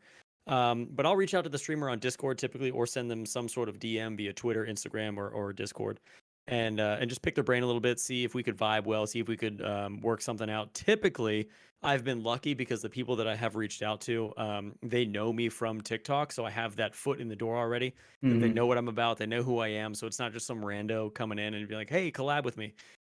So That's in how I that feel with these regard, interviews.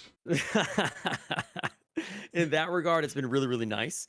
Um, but typically, I just straight up ask. I was like, "Hey, are you interested in doing this?" And if it's a yes, cool. We plan it out. We get it together. We hype it up in both of our communities, and then we do the collab. I think my most recent one was with Dad the Gamer, which we streamed Warzone together. I'm not a Warzone streamer, but he is, and that was one of the only games that I had that I could jump in with him. So we did that. It was fun. It was awesome. And then we started a podcast together. So collabs can really work into something that is really, really awesome in the long haul. They can also kind of be a one-off thing where like you figure out a lot about a streamer and their community from actually being in a stream with them. And overall, like the experiences that I've had have been very, very positive.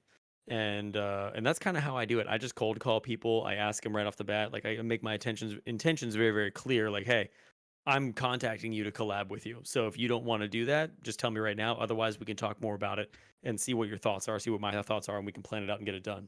Yeah, I actually got to watch a little bit of the podcast earlier. I got to watch a little bit of it at work. I'm going to finish watching it tonight. I enjoyed what I got to watch. I think it's going to be a lot of fun. Thanks. Yeah, we're having a ton of fun with it, man. It seems like a very cool avenue and a very cool venue of content creation that I haven't been in yet before. I started a podcast back. Oh man, I could tell you how long ago.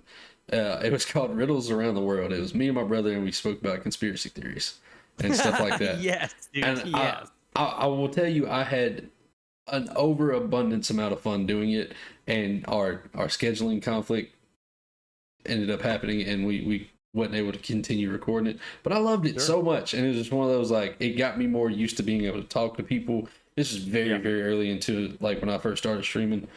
And it was just one of those, like, man, it was fun. And then it just kind of ended. And I was like, damn, I'd love for that to come back. Yeah, dude, it's a good time, man. Like, and I enjoy talking. So it's one of those things where it naturally flowed with the progression of my content. And like Dad the Gamer and I really play well off of each other when we're talking back and forth. So that was another thing that really sold it to us. Because after the collab, was when he mentioned, he was like, dude, I think we should do a podcast for sure. And I was like, I've been thinking about a podcast for a while, and I was like, I mean, no time like the present like this, let's just start it. And it's done extraordinarily well for the 4 weeks it's been out, 3.5 weeks, 4 weeks it's been out now. I look forward to watching more of it. That's 100%. Thank you, man. Thank you. I appreciate it. But believe it or not, I used to be scared to ask people for collabs. And now it seems really weird because, especially with these interviews, this is a collab. And I always get nervous asking anybody for it. And I really don't know why. It's just one of those, like, hey, I just want to interview you. And I feel so weird when I reach out to somebody that I might not know. Like, I'll use you as an example. West connected me and you. And I was like, man, like, he doesn't know me. He's going to tell me to kiss his ass. And he ain't doing this shit. And then, like, we got talking, and we actually we meshed together pretty well in that sense. Yeah. And he was like, yeah, man, I'm down. And I was like, hey, he said, yes, let's go with it. Yeah, I'm always down. And that's the thing. I think that fear of initiating is big. Like, that's a see, it's not deal. It's not rejection. I can take a no. It's the the one that bugs me is when I message you and you just it shows that you read it and then you don't say shit. And it's just like, bro, you could just be like, nah, bro, I'm good. Like, that's the part that gets me. It's like, you could at least just said no. I would appreciate it. No. At least give me an answer. Yeah. Right? Like, at least let me know we got there. I get that, man. I get that. But like for me, anytime I'm offered to do a collab or anytime like somebody reaches out to me, typically the answer is yes, because I like to be multiple places at once. I like to have exposure. I like to get exposed to new people. Like, it helps me out just as much as it helps the next person out. So like, I'm always down to sit here and explain my experiences and my points of view and stuff. I'm more than welcome to hear it because I've learned a lot from you tonight, not gonna lie to you. Thanks. All right, it's a TikTok question, but I didn't write it down, and now I feel like a dumbass for not doing that. It's all good. I could talk about TikTok for years. Yeah, I'm trying to get more consistent with TikTok. I know for a fact that I'm not consistent enough for the growth that I want on there. And it's because, like, I have so many really big ideas. Like, I have a Halloween TikTok that I've got stored up. I'm saving it for Halloween, and I really hope it's, you know how you hope that video does really well, and then you post it and it gets like 5 views, and I'm like, in my head, I'm like, this is fucking hilarious, and then I'm gonna post it and it's not gonna do shit, but I really hope it does. Nope, you're wrong, dude. It's not good. Like, all right, I'll use this as an example. When I posted our promo video for this, I posted it and it sat at 0 views for like 4 hours. And I was like, what the fuck? TikTok was doing that though. That wasn't just you. Cause it was like a week ago, right? Yeah. Because TikTok was doing this thing where like I put a video out and it sat at 0 views for 8 hours. And then after that, it had 300 views. Like, I looked at it with a lot of streamers. I was like, what the fuck is going on? Like, I legit thought I was shadow banned, and I know that's the typical, oh, no, you can, but I got my wife's phone, and I was like, let me see your TikTok. And I went to my page, and it wasn't there. And I was just like, Bullshit. Yeah, I posted it, and doing a lot of that. yeah, it said the You were video not was under alone, for review, sure. so like I deleted it, then re-uploaded it. So if you got multiple tags, I apologize. But like, Yeah, it's all good. I was like, It's what all is good. this? But yeah, like, Yeah, it's weird. TikTok was doing really weird stuff with its algorithm or whatever. Like, I guess it was last week because a bunch of streamers on Twitter were like, anybody else sitting at 0 views for no reason at all? Like, it's yeah, weird. yeah, and I was like, well, but like I know consistency is the big thing with TikTok. Yep. Especially when it comes to growth. If you're very consistent on there, you will have a decent growth, and having multiple forms of content also helps on there. Like you do with your streamer tips, and then you have other stuff that you post as well. Like that does help with growth. I'll have all these ideas, but I work 12 hours a day, and like I don't have time to record them while I'm working and stuff. So like a lot of those times they get forgotten about, and it's really unfortunate. Yeah, and that's where you find yourself in a really, really rough spot too. It's because Mhm. like at some point, and this is where I'm at a little bit too, is like we need to understand and realize this is a hobby. And Yeah. and that's what it is. Like you and I are not making hundreds of thousands of dollars a year on Twitch. And that's fine that we're not doing that. But I've had to find a line a few times with like, okay, is this something that I can, how do I say this? Is this worth it because it's just a hobby, putting this much time into it? Or is this taking away from other things that I need to do to provide a different type of service for my family? Like, there is just things like you work 12 hours a day. That is a very, very long day. Mhm. No one is batting an eye that you can't be consistent with a TikTok because you are providing a better service for your family and those close around you. That's just how it is, man. Like there may be a Yeah. season in your life where you're not working 12-hour days, but that season is not right now. I wouldn't beat yourself up for not being consistent on TikTok because you have to work. I mean, you're doing what you're supposed to be doing right now, Mhm. in my I opinion. I agree. I have friends that know about my stream and my content and stuff. They don't. I won't say they don't support it. They just don't support content Sure. outside of just like whatever it is they watch. But like they're like, how much do you make? I'm like, bro, if I broke it down, the amount of hours I put into my content and everything I do, I would get paid less than a penny an hour. And they would Yeah, I'm literally in the negative. I'm in the red. they literally look at me and be like, "What do you mean?" I'm like, "Bro, like you would think you just hit the go live button and you make money and you get viewers. It's not that. It's never that simple. You have No, to it's not. you have to work on OBS. You have to work on. You don't have to do these things. These things are quality of life things. Working on Sure. your OBS, getting decent overlays, setting up channel points, networking and stuff. All of those are quality of life things for your stream and your community. You don't have to do any of those things, but it Yeah. helps. And No, this for is sure. like, I consider all of that is work at the end of the day. Networking is extremely rough because you could spend hours and hours networking with somebody, and then turns out y'all's content just don't vibe. Like your personalities don't mesh outside of chatting and stream. And at the end of the day, that's a rough part of things that you have to deal with, and then especially when you get into overlays and all the back end of Twitch, that takes hours and hours and hours to do and perfect. It's just Yeah, and when you Tempest brought up a good point. He said quality of life translates to quality of stream, though, which is true. Like the true. better taken care of you are of yourself personally, the more you can give to your stream and the more you can give to the people in your stream. And that's super, super important with the self-care aspect of streaming. Like just take care of yourself. Like Hmm. if you find, bro, that you can only you have to work 12 hours a day every single day and you only have a half hour to work on content, become real good at figuring out what you can do in a half hour every single day. Because what people don't understand is like, oh, I don't have time in the day to do this. Okay, fine. But you do have a half hour to do something. What is that something that you're going to do every single day for a long period of time that, like we talked about at the beginning, that's going to make the future you super stoked about what past you is doing right now? Hmm. So I've started a new thing with. I'm very big into positive mentality. As a Sure. big thing, I try to. I don't necessarily preach it, but every morning I send out a positive message in my Discord. I try to be as positive as possible to everybody, just to try to brighten a day, because you never know what somebody's going through. Sure. Instead of saying I don't have time for something, I try to say I don't make it my priority, because Sure. then I feel like a piece of shit for not Mhm. prioritizing something that I need to do. because then I'm like, okay, I have to do this because I'm prioritizing this. So I don't know if that can help anybody else in that sense, because there are times where I wasn't working 12 hours a day and I was like, I ain't got time for this. I got plenty of time. I just wasn't making it a priority. Sure. And I think that's huge too. I mean, there's right now in my life currently, there's three priorities, which is making sure I'm a good husband, making sure I'm a good dad, and taking care of me. Those are the three things that I have to do every single day. Content is extra. I mean, as much as I would like to sit here and say like content is my main thing, it can't be, because it's not making bills to pay my house. You know what I mean? Like, it's not taking care. It takes care of what I need for the stream, and I put everything I get back into the stream.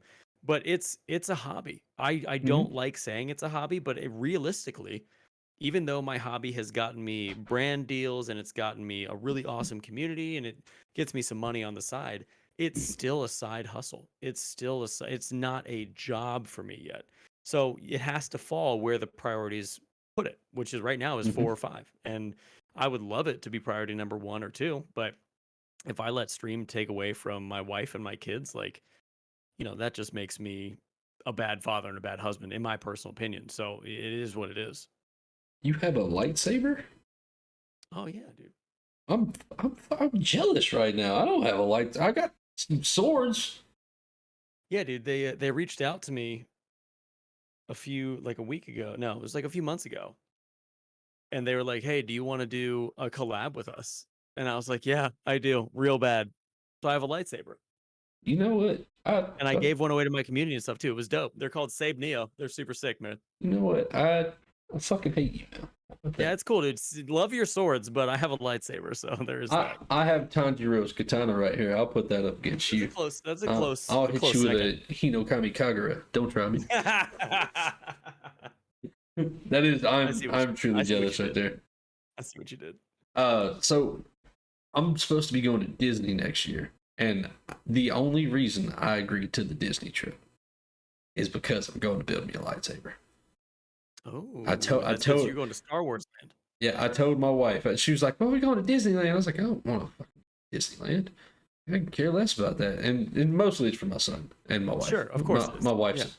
I can't imagine you're going to shake hands with Mickey Mouse, man. Yeah, you just don't seem like you're vibing that way. Boy. No, I'm not doing that. But I told her, I was like, "I'll agree to this, but I'm building a lightsaber while we're there." And she's just like, "Okay, we can do that." Also, yes, I have Stormbreaker. I think Stormbreaker beats a lightsaber. Okay, I'll give you that. Also, I'll give you that. I know you're just reaching because you're jealous, but I'll give it to you. Also, hold on, that's not it. I also have Mjolnir. I have both. Listen, and hold on.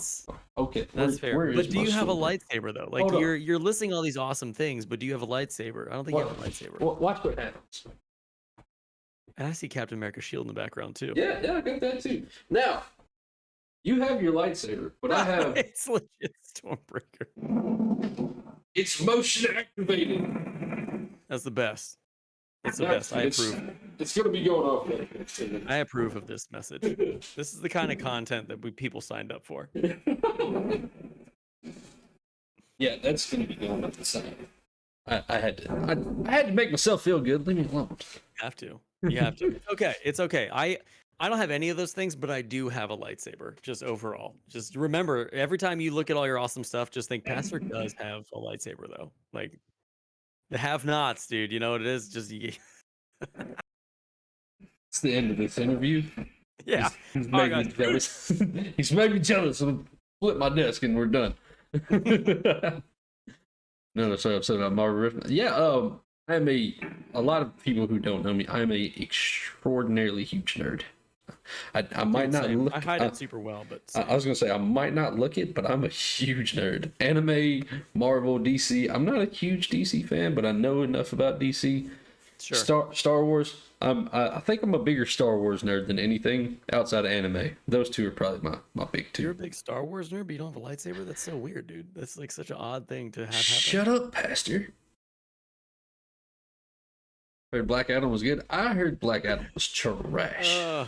Got him so good. He's gonna make me go buy a fucking lightsaber, and I can't afford one. Right now. You know what? I'm gonna go to the Dollar General and buy one of those $3 lightsabers. Do what makes your heart feel good. And at least at that point, I can be like, I have one. It's not a good one, but it's one. That's fair. I'll get behind that. That's fine. All right. So, how do you feel when somebody new comes into the channel and just is praising your content? Just, man, everything you're doing is great. I like it. It's awesome. How do you react?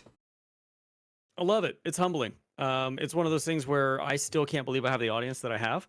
And I by no means have a massive, massive audience. Like there's other creators that I know would look at my audience and be like, you haven't done anything yet. And that's fine. But for me personally, to think that I would have people that literally wait on my content to come out so they can watch it, like that's a very cool feeling to me. The feeling that like people want to be there for my journey and support what I'm doing and like really just get behind like my Twitch tips and everything that I'm doing. Like it just feels really, really good. And I would like to sit here and say that like I'm very proud of my content. So when somebody says it's very good, part of me wants to be like, yes, I know. I work very, very hard on it. But the other part of me is like, I appreciate it. Like I'm so appreciative of people being supportive of what I'm doing. Because it gives me validation in the fact that the last 3 years hasn't been for nothing, right? Like every time somebody comes into my chat and is like, I found you on TikTok, you've helped me so much. Your tips are great. Thank you so much for all you do. Like it makes me feel good. It gives me validation. It allows me to put fuel on the fire to kind of keep going. And it's humbling, man. Like it's a humbling experience to have someone say that to me. So I appreciate it. I totally agree with that. Now let's flop that around. Let's say they come in and they're just not. They're receiving everything you're doing poorly. How does that make you feel? Ban them, dude. Doesn't make me feel anything. Just ban them. Because here's the deal. This is how I feel about it. If you're mean the second you get into my chat, you're not a real person, and I have no reason to talk to you. Like I don't. I know some people will be like, well, people are mean because they're hurting. Yeah, but you're not going to bring down the entire vibe of my stream and like verbally assault me and try to bring me down by telling me a bunch of stuff you don't like about what I'm doing. If you don't like what I'm doing, my content is not for you. So it doesn't matter to me whether or not you're here or you're not here. Because I mean, dude, the podcast that we started, the first 2 weeks we were on YouTube was nothing but hate comments. Nothing but hate comments. But they fueled the algorithm. It was great. We trolled them back. It was awesome. But it's like people are not going to like some people are not going to enjoy every single thing that you do. And you don't have to put up with that. Like I think a lot of people get really, really bogged down and like the numbers are like, well, you know, they're a new person in chat. Like maybe I can talk to them. No, it's not worth your mental health. It's not worth your time.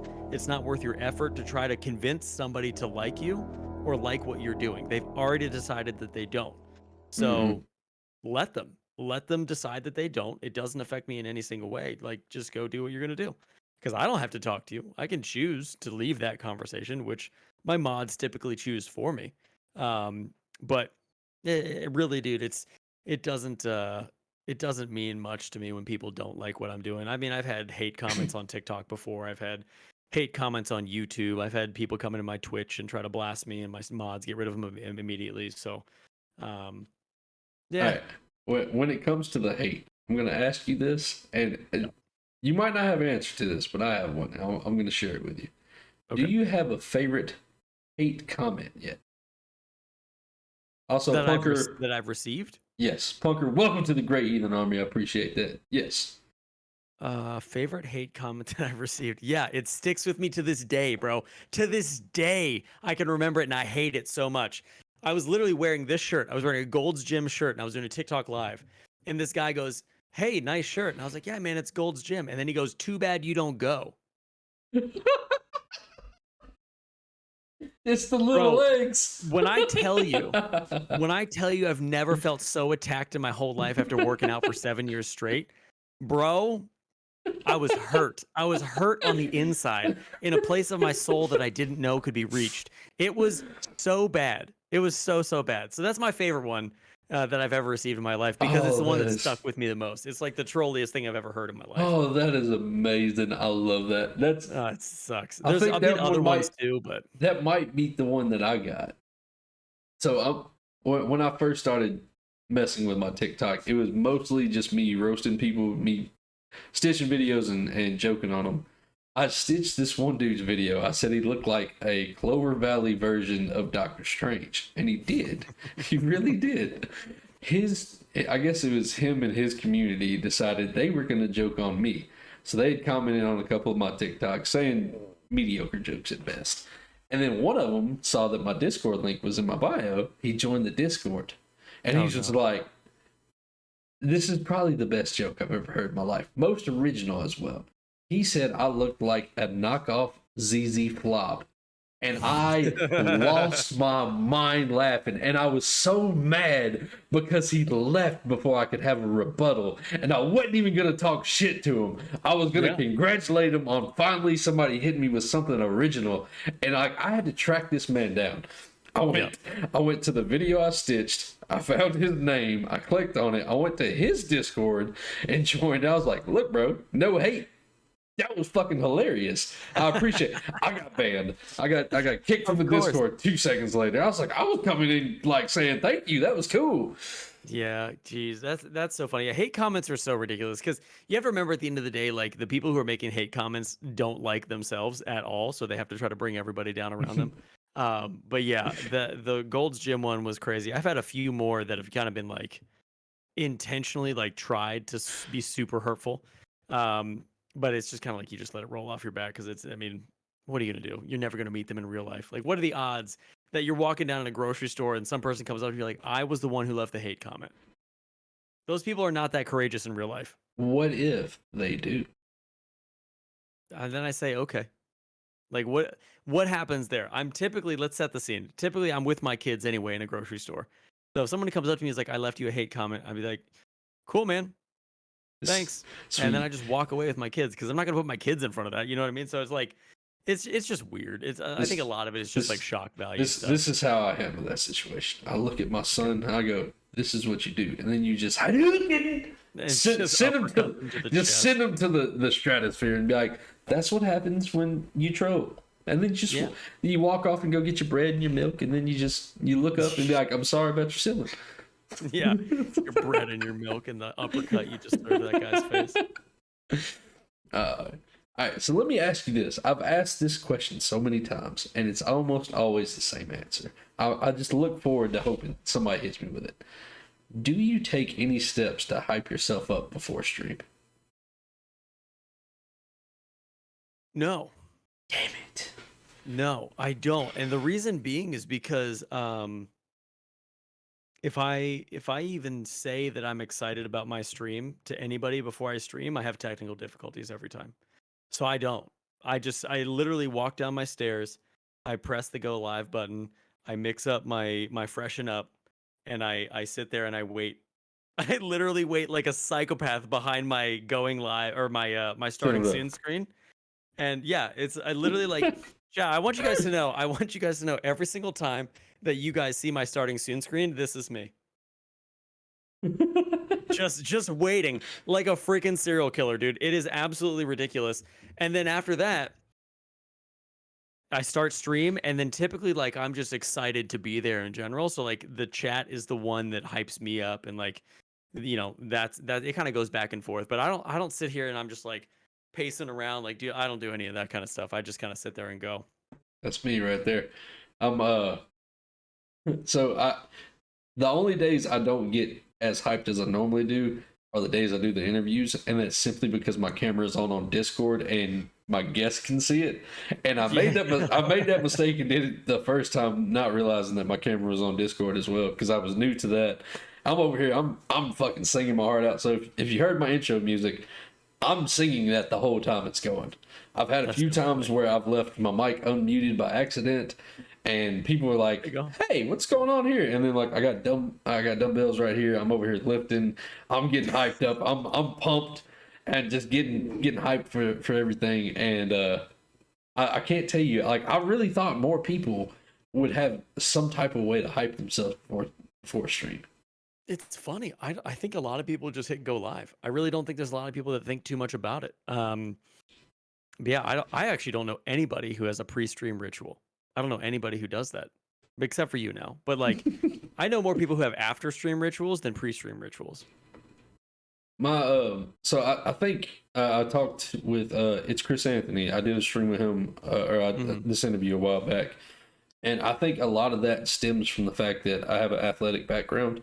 It's like I played Sure. football in high school. I was an MMA fighter for 8 years, and the way I pumped myself up for all those was listening to music, getting my head in the right space to get hyped up and get done what I need to get done. I think that's where all my stuff stems from, and it's just kind of translated into stream as well.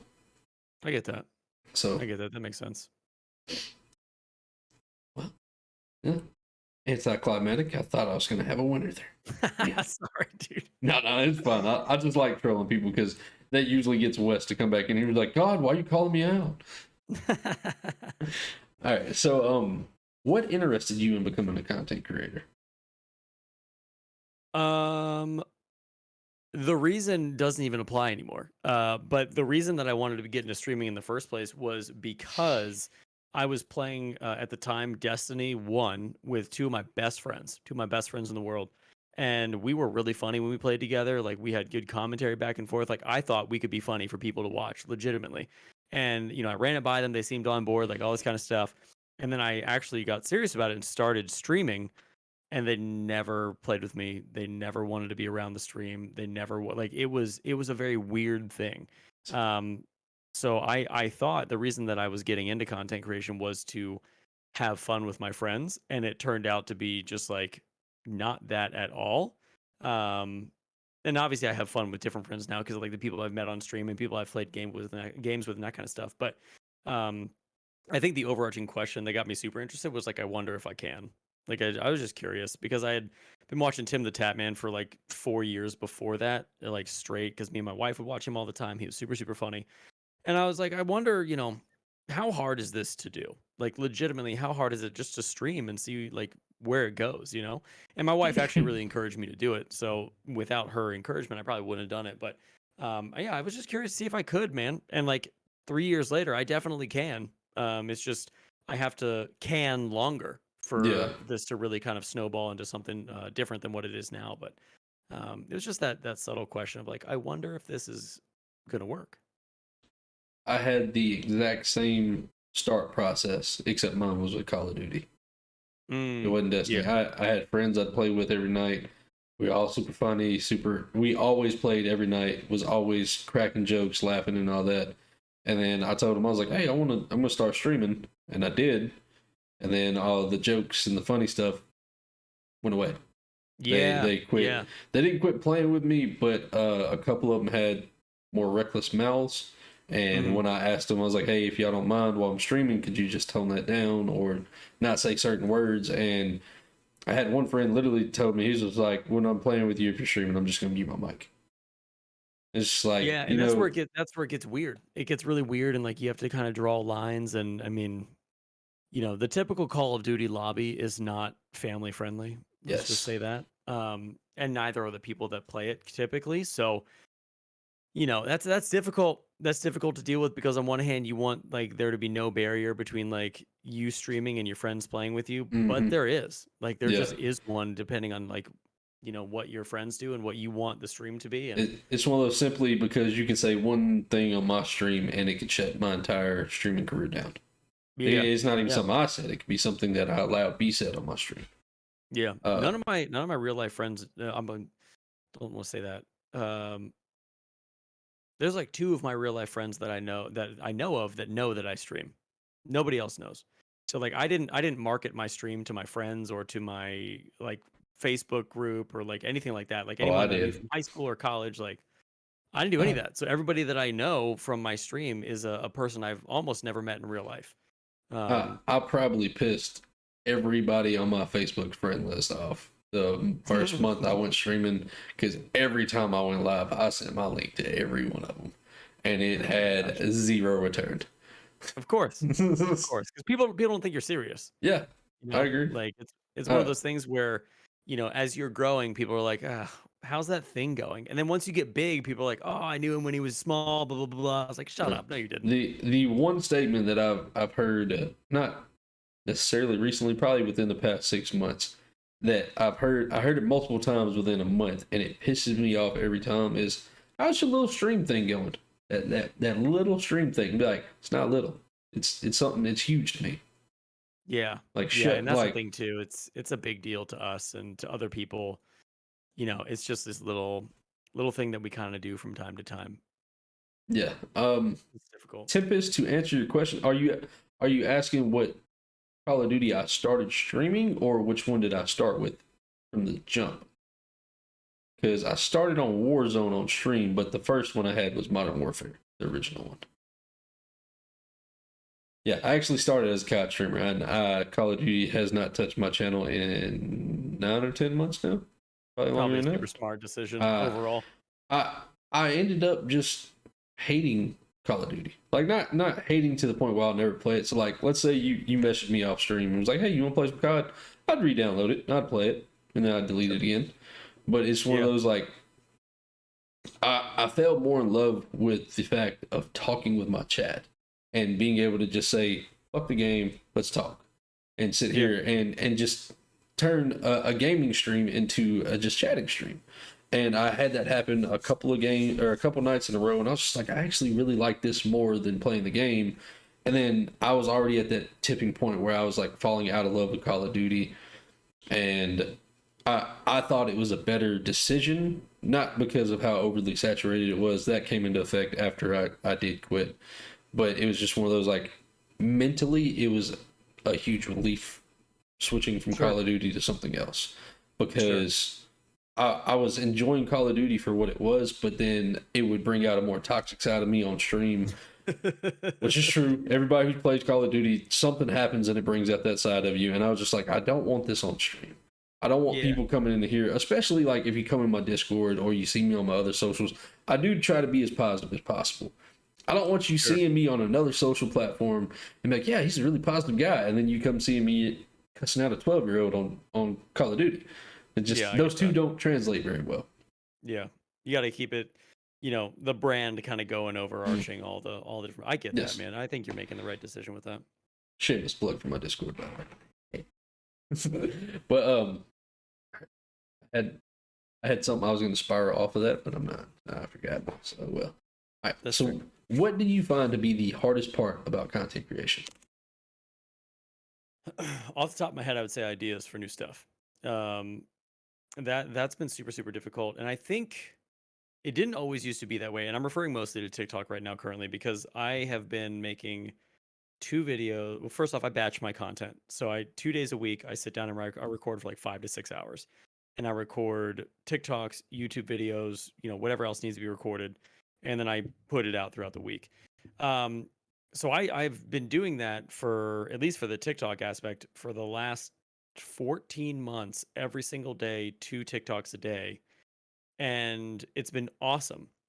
I am now running out of ideas. Like I'm just running out of stuff to tell people. I'm running out of things that I know about streaming to tell people, which is kind of why I'm looking for my second thing, which I think is going to be Elden Ring content, but I don't know if any of my TikTok audience is going to be interested in that at all. So Mm-hmm.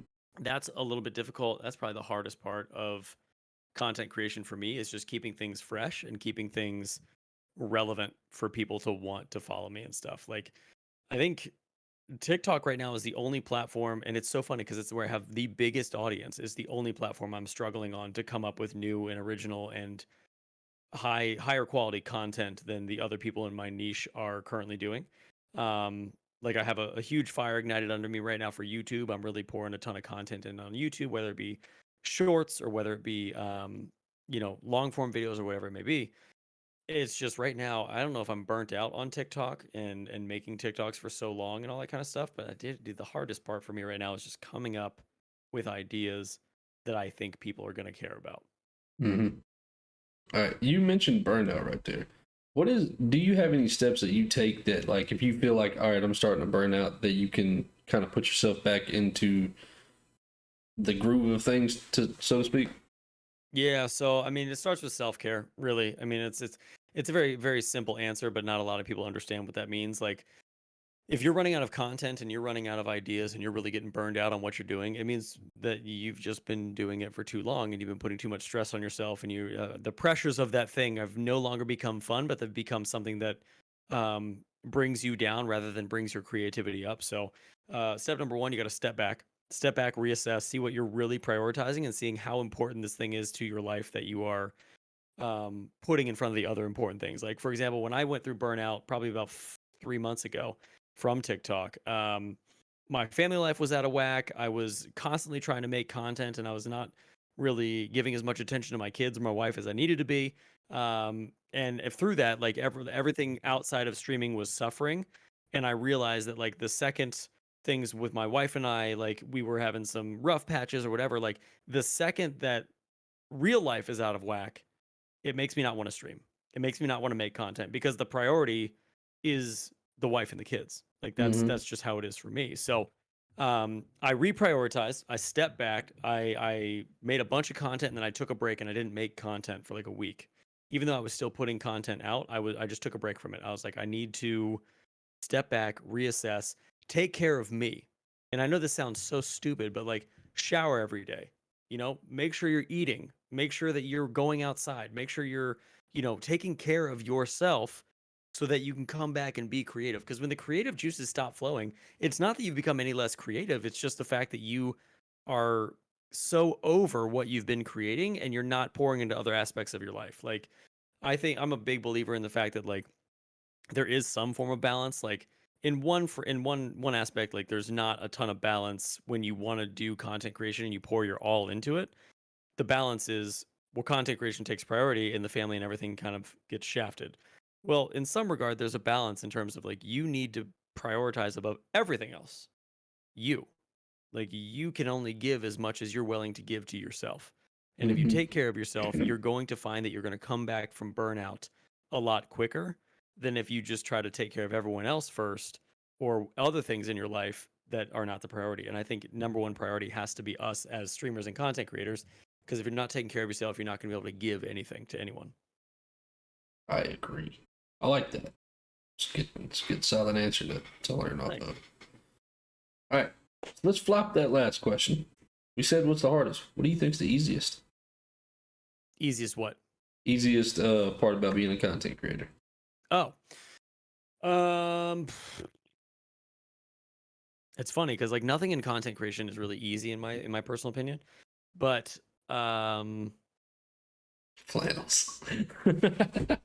flannels all day, every day. The easiest part of content creation, that's a really, really great question because you hear so much about how content creation is hard because people are always learning new skills that they don't know how to do. And like you're always in the sense of learning and attaining information. Um, I think the easiest part of content creation for me is being authentic. Is like presenting an authentic human being for other people to talk to and hang out with and like absorb content from. Like I don't try to be anybody else. I think that would be like super super difficult to portray something that I wasn't. I don't put anything on for stream that's like not who I am. Like if you meet me in real life, this conversation would be the exact same over coffee that it is over the internet. Like it would just be Mm-hmm. the same thing. So I think the easiest thing for me in content creation is just to present an authentic human being that is trustworthy to other creators. Like I'm not trying to get something from other people. I'm not trying to go behind people's back. Like what you see is what you get. Like I just present me to the people that know me and the people that have come into my community and stuff. And that's probably the easiest thing for me to do is just be me. I know that sounds like a dumb answer, but that's the Huh. easiest thing. I honestly don't think there's any dumb answers because you can find inspiration in any answer. Yeah. And I like those last two questions the most because I hear a new answer every week. And it's one of those, every time I hear those answers, it changes my mindset. It's Mm-hmm. like, I have some people that say the hardest part about being a content creator is all the stuff you do behind the scenes, OBS and content ideas and stuff. And then you have other people that are just like hitting the go live button is the hardest. So like Yeah. seeing everybody's perspective on that is what I love the most about those two questions because it's Mm-hmm. always different. Even if it's the same answer, it's a different reasoning behind it. Sure. Sure. I get that for sure. Yeah, what's this? Someone shouldn't stream more than 3 or 4 days out of the week. Use off days post. I agree. I 100% agree with that. Yeah. Anybody who's not partnered and streams more than 3 days a week, I feel like is um Semi could be wasteful. yeah, it could be you could be regulating that time for other things, especially nowadays that like Twitch doesn't really reward you streaming anymore on its platform because it's even said that making content on TikTok and Instagram is going to benefit you more than streaming on Mm, Twitch. So yep. definitely can allocate that time better. Mm-hmm.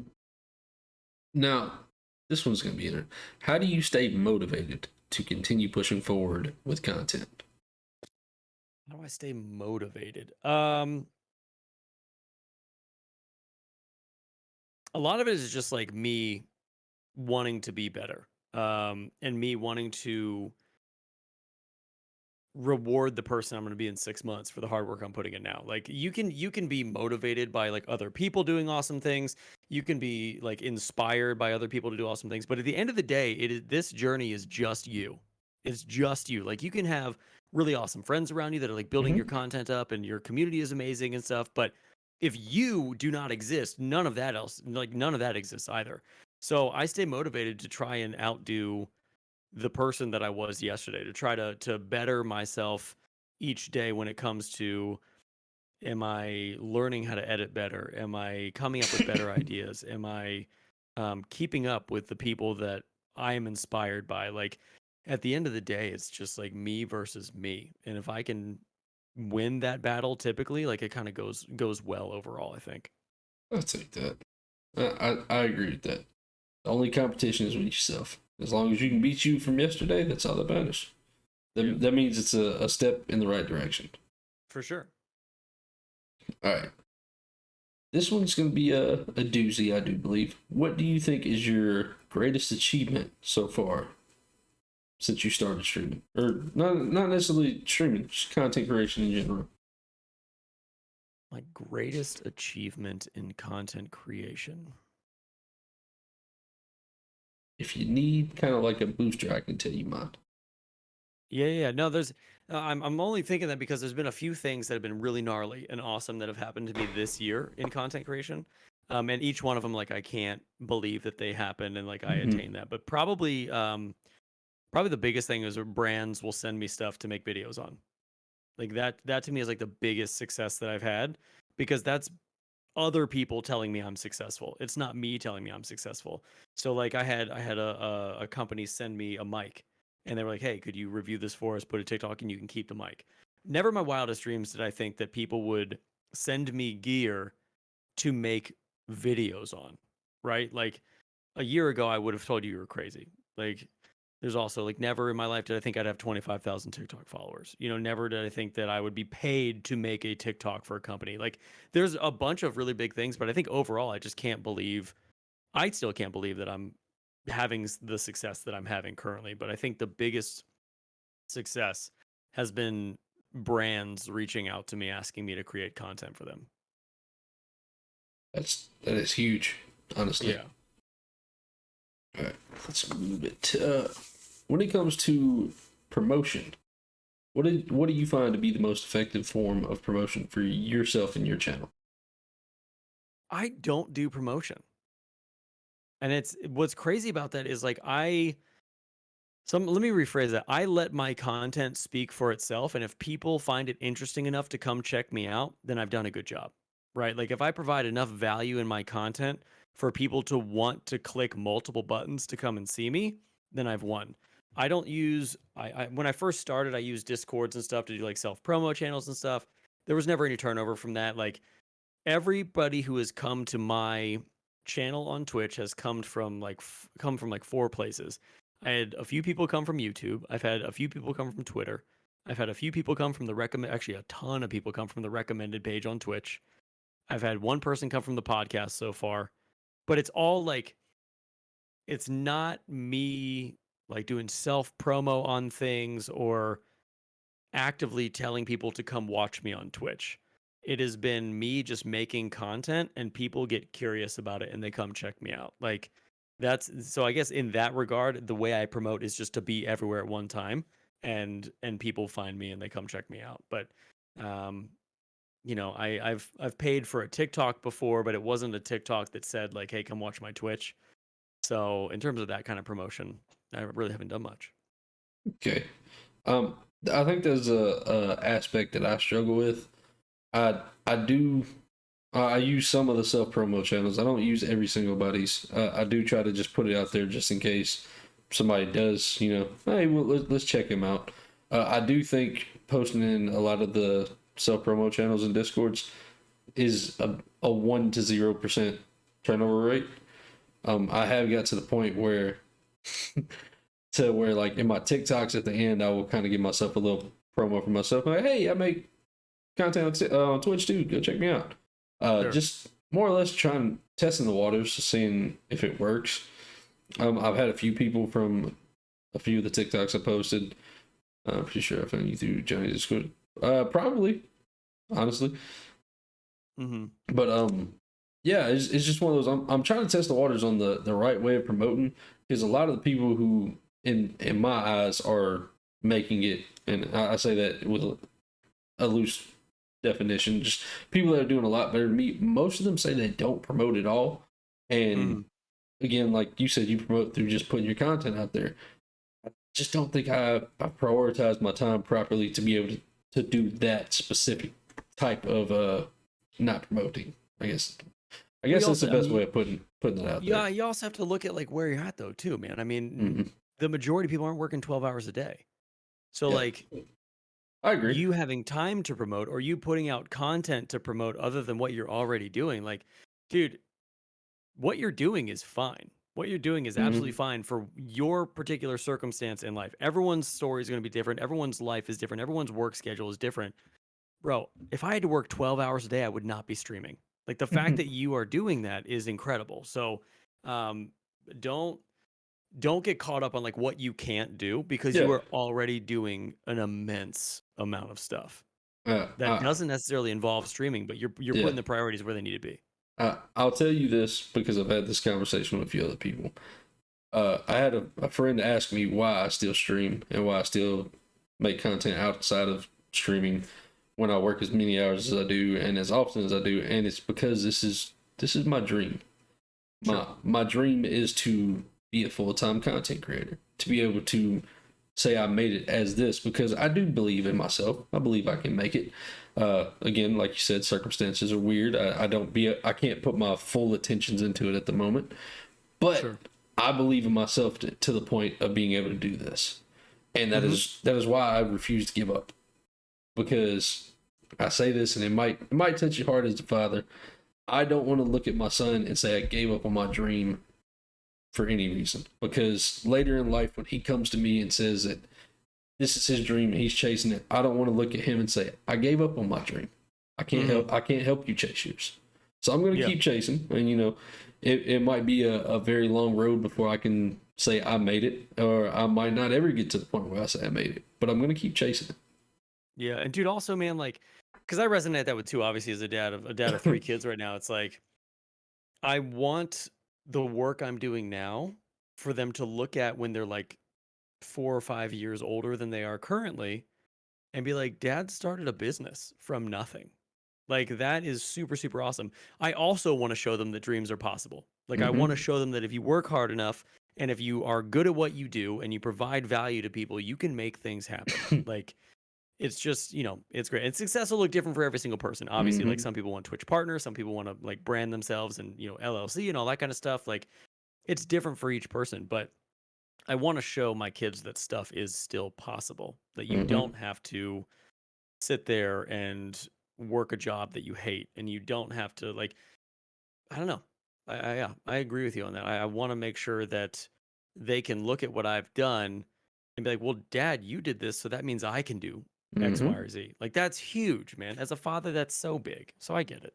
Yeah, that's literally my reasoning. I don't want to ever at any point give up on my dream, and later in life when my son's chasing his dream, be like, I can't help you, I gave up on mine.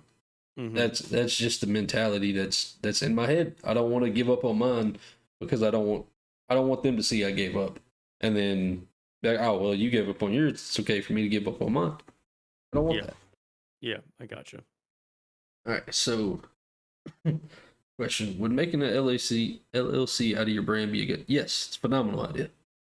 I'm actually in the process currently. It is a phenomenal idea for the simple fact that any and everything you purchase. Well, let's say that I create an LLC out of streaming. Every single thing that I've purchased for my stream setup, tax write off. Yeah. instantly. Yeah. Camera, mic, mouse, keyboard, monitor, PC, gaming station, games you buy. Every single thing you buy is a tax write-off because it's for your business. It is a business expense. It is no longer a personal gain. It is a business gain. Yeah, I'm in the and I think you can only be taxed up to a certain point on it as well, if I'm not mistaken. But I'm actually in the process. I got the paperwork in, so the LLC, PastorGainz LLC, should be live in about a week. So that's freaking nuts. But I'm excited about that. I have not done enough research into how to make my stream LLC. I think it's you have to make so much money, maybe. I don't remember. I looked into it, but I don't remember. My wife has an LLC for her business, Nice. and I would like to incorporate that into my stream because technically I'm a small business owner. This is a part-time job. How would y'all feel if Twitch made you pay $20 a month to use a platform, but you keep 100% of the revenue? Saw this question asked by Morph. I do it in a second. I was about to say, you got to think, $20 is only what, 4 subs, 5 subs, right? Yeah, 20 bucks a month to use a platform that I keep 100% revenue on Yeah. is baller, dude. That's Yeah. the best deal ever. I think where we sit right now with the 50-50 split, I think it's fun. Like a lot of people, I don't want to say a lot of people gave me hell, but I had some interesting conversations with people.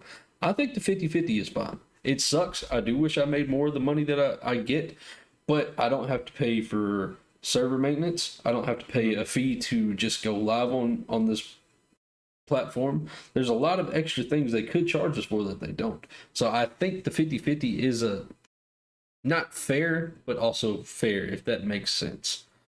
Yeah, I agree. And I think if you're too concentrated on the money that you're getting from Twitch, it's very clear that your priorities are just to get money from Twitch. You're not even you're in a completely different tax bracket, not tax bracket, but you're in a completely, can I speak? Holy crap.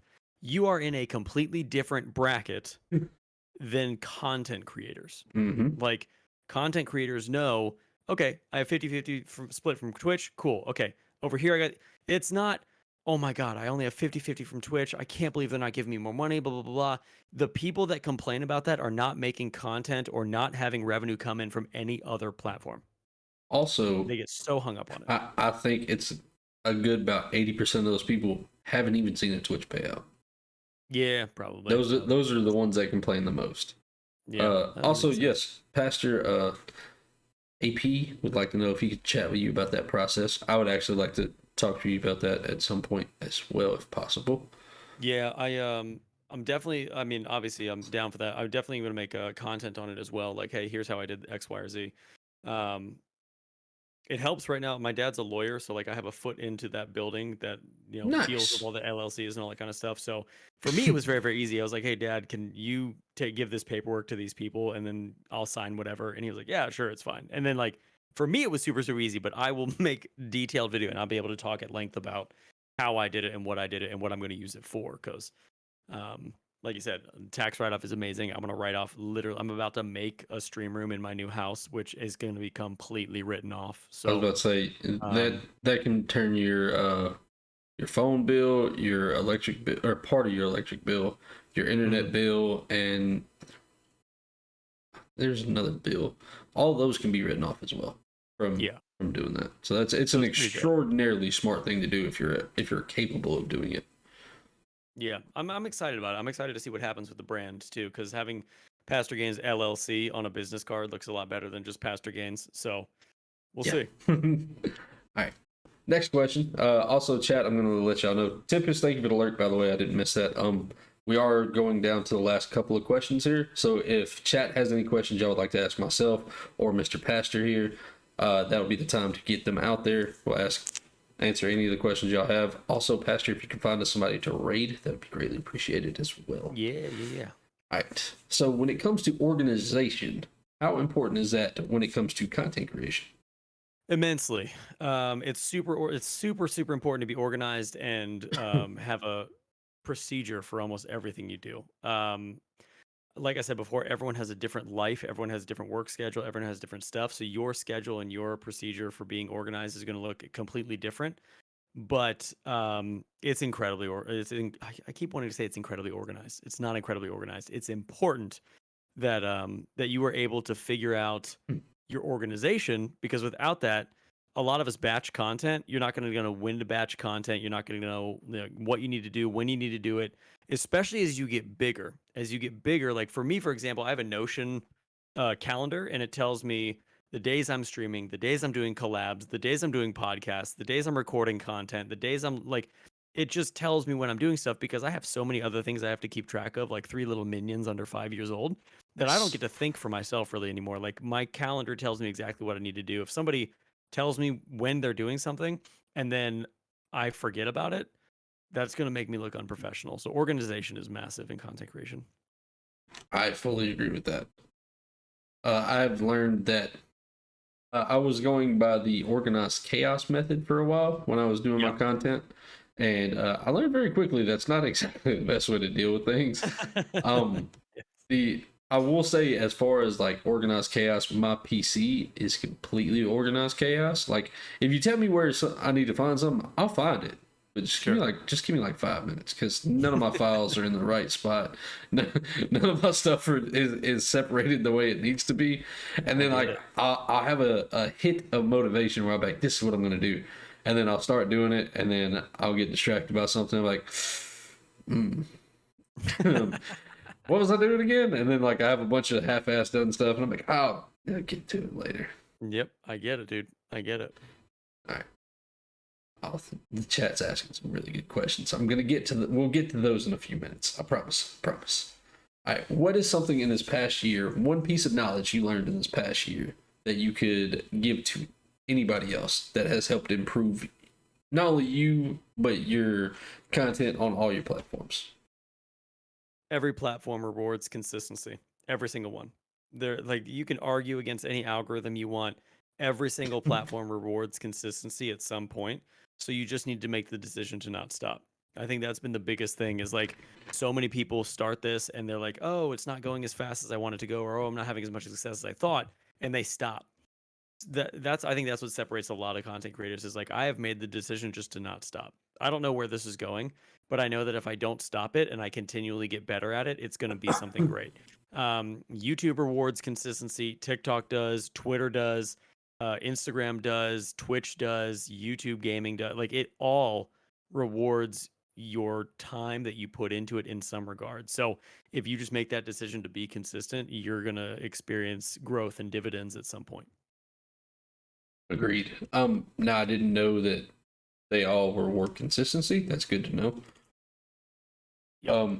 In the sense of being able to do that, that's probably actually going to come in a lot more handy. All right, so let me ask you this. When it comes to your content, especially let's keep this specifically for stream, do you think you strive more in a team environment or in a solo environment? Solo.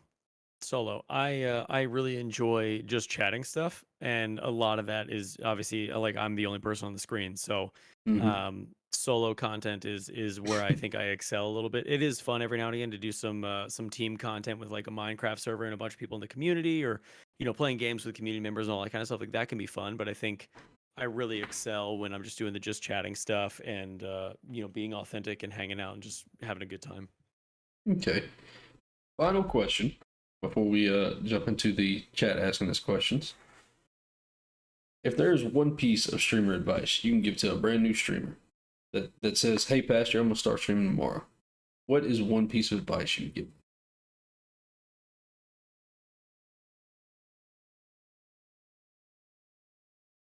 Don't. I would say don't. I would say don't stream, create content. Because the best thing, here's the best thing. If you're thinking about starting streaming, here's the best thing you can do. Spend 3 months creating content on TikTok, YouTube, and Instagram before you even go live. And then by the time you've created that content over the 3 months, people are going to start being curious as about like what you do. Then start creating content that's a little bit promotional of your stream, and then you're automatically going to have 5 people at least come in and hang out with you the first time you stream. I guarantee it. Making content outside of Twitch before you start streaming on Twitch is so important that needs to be prioritized, and streaming needs to be a very minimal part of what you actually do, in my opinion. I believe that's 2 weeks in a row that has been the answer.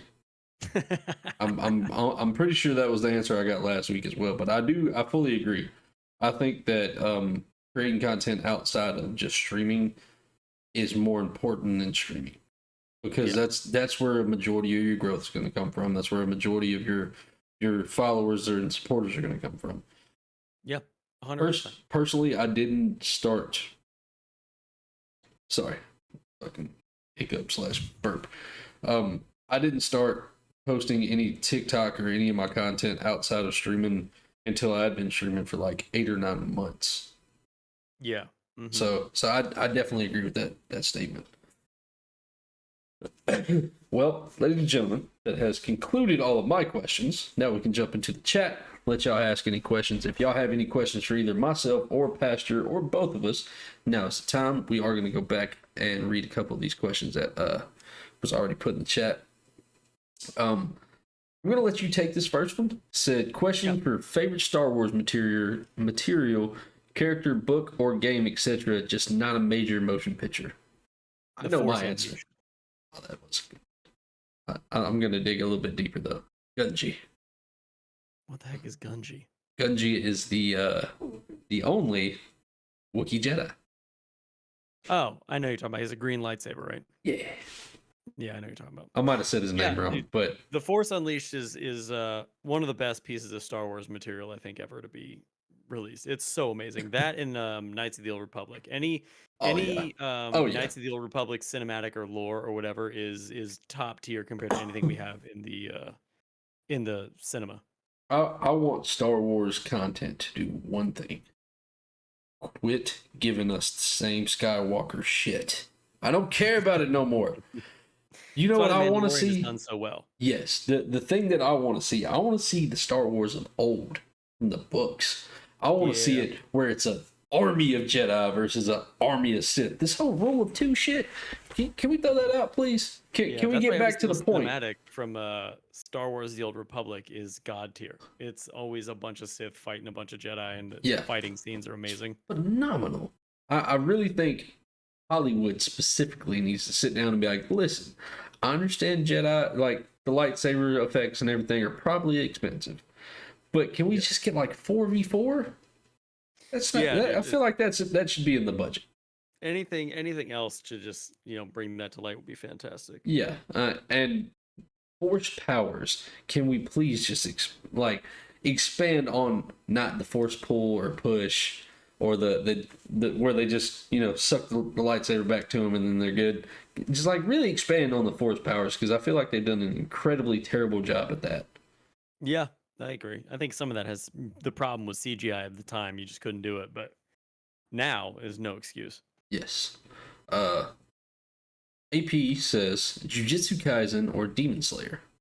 Demon Slayer every time. Jujutsu Kaisen's really good. I'm actually watching it again right now with my wife, but Demon Slayer is god tier anime and animation. So there's no. That answers your question. Yeah, there's no contest there. I know some people like Juju better, and that's fine. You're entitled to your wrong opinion, but Demon Slayer is absolutely god tier. So, hey, this is the great. I've read all the mangas for Demon Slayer, so I know everything that's coming. I will say this with 100% certainty. Demon Slayer is my number 2 favorite anime, and I'm almost positive that when this next season drops, it's going to take the number 1 slot. Almost positive. Man. I'm stoked. The Swords Village arc is phenomenal. We get to see some incredible fights. I'm not going to spoil anything for anybody. Thank you. We get to see some incredible fights, and the level of animations they have right now are fucking movie quality. And I know they're just going to stay that good or get better. Mm-hmm. But I guarantee Naruto is my number 1 favorite. It's a good one. So fun fact, Mini Riddler was named after my favorite character from Naruto. If you want to take a wild guess. A lot of people get it, and I'm really surprised when they do, but I'll let you get a guess.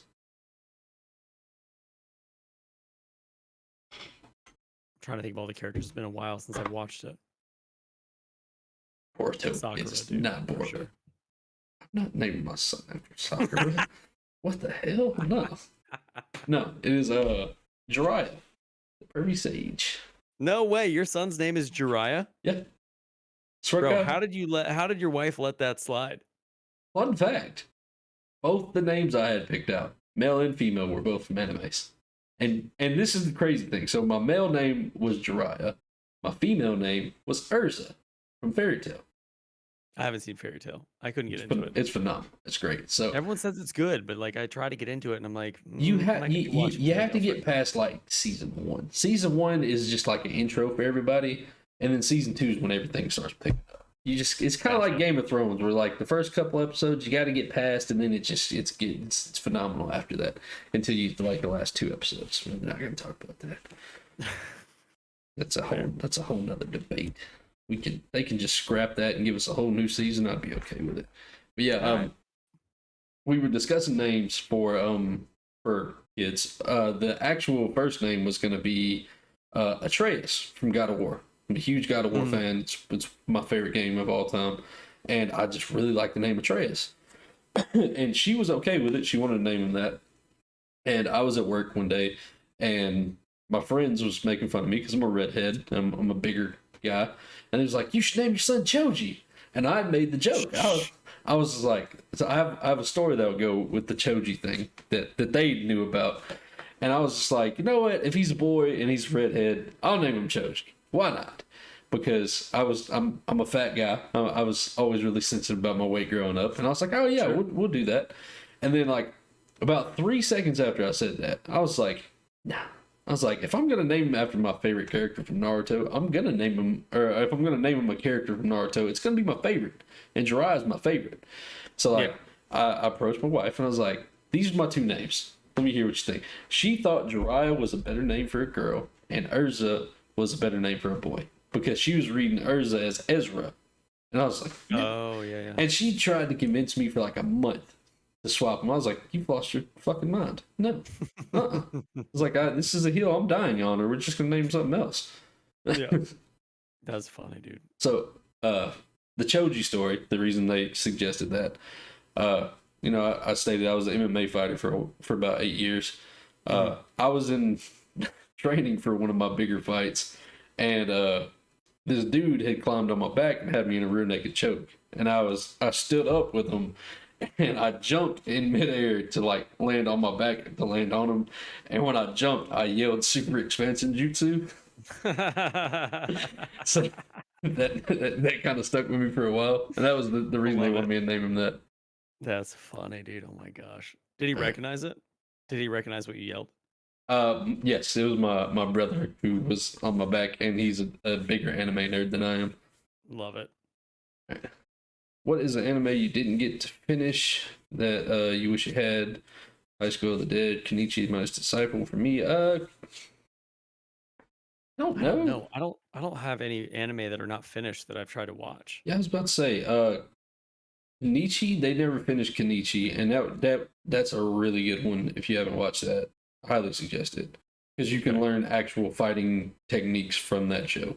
Like, Nice. They break it down from the form to the technique to how to properly use it in the show. So if you haven't ever watched it, that's definitely one to watch. But yeah, I guess Kenichi, I never really thought they didn't finish it. They finished season 1, then they had a couple episodes past that, but I never could find them. So Gotcha. I guess Kenichi would be the answer to that. Pastor, do you have someone to rate? If you do, just send to me on Discord. Yeah. Team Jacob or Edward? Team neither. We can raid Chillin' with Dev. I do the Twitter Spaces with her. She's dope. Sweet. I'll just send it to you. Bet. Yeah, Team Jacob or Edward. I'm saying team neither because I didn't really care about it. Who do you think we are, dude? Just you look at us, you really think that we're about that we're about that Twilight life, dude? Yeah, I was about to say. Personally, never really cared for Twilight. I don't hate it, but I wouldn't actively go out of my way to watch it. I would just not watch it. I think that's where I'm at. I mean, plus he's not a vampire anymore. He's our Batman. He is this generation's Batman. He's wonderful. I agree. And see, if I knew it was flannel night, I would have put my flannel on. I feel like I'm left out of the flannel club now. Every day is flannel night, dude. Just you've made a mistake, and you can correct it next time. Next time I come to your stream, you need to be wearing flannel. Have one draped over your back of your chair. To be fair, it was, and my wife took it, so I'm blaming her. Okay, all right. Better put 2 on your chair next time. Okay. Knowing her, she would take both. Not gonna lie to you. But all right, so chat, if y'all have any more questions, now is the time before we do end up doing our raid out. Pastor, if you have any questions you would like to ask, now is the time as well. I don't. I'm fading. It's like 11 p.m. here on the East Coast, and I'm freaking tired. So it's been a fun time, though, man. I've really enjoyed being on, and I want to thank you for having me on for sure. Hey, I want to say thank you for saying yes to this. I know, like I said, we are new to meeting each other, so you didn't have to do that. I do really appreciate it. I mean, it does mean a lot. I got to learn a lot about you, and definitely looking forward to seeing more of your content and getting to have more conversations with you. Appreciate it, man. So it's looking like no more questions. So I'm gonna go ahead and hit this start the raid thing. So, ladies and gentlemen, give a little promo for myself. Or actually, let me give a shout out to him really quickly. I apologize for not doing this yet. I should have did that already. I'm tripping. Anybody in my community, if y'all want to check him out, please go and check him out. He's an amazing guy. He really is a great content creator, an amazing streamer. I'm really glad that he said yes to this, and I got to hang out and talk with him. Also, ladies and gentlemen, if y'all are not a member of the Discord, please check it out. You ain't got to join. Give it some thought if you would.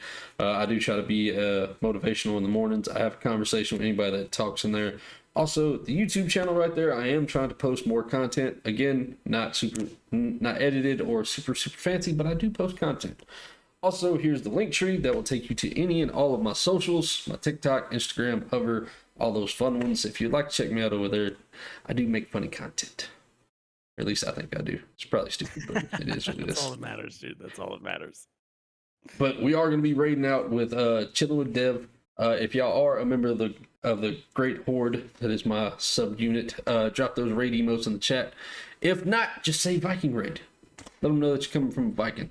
And Pastor, again, man, thank you so much for doing this. It was a great night. I really do appreciate that. For sure, man. Loved it. All right. And until next time, y'all, I love y'all. Y'all have a great night. Bye. See you guys. Have a good one.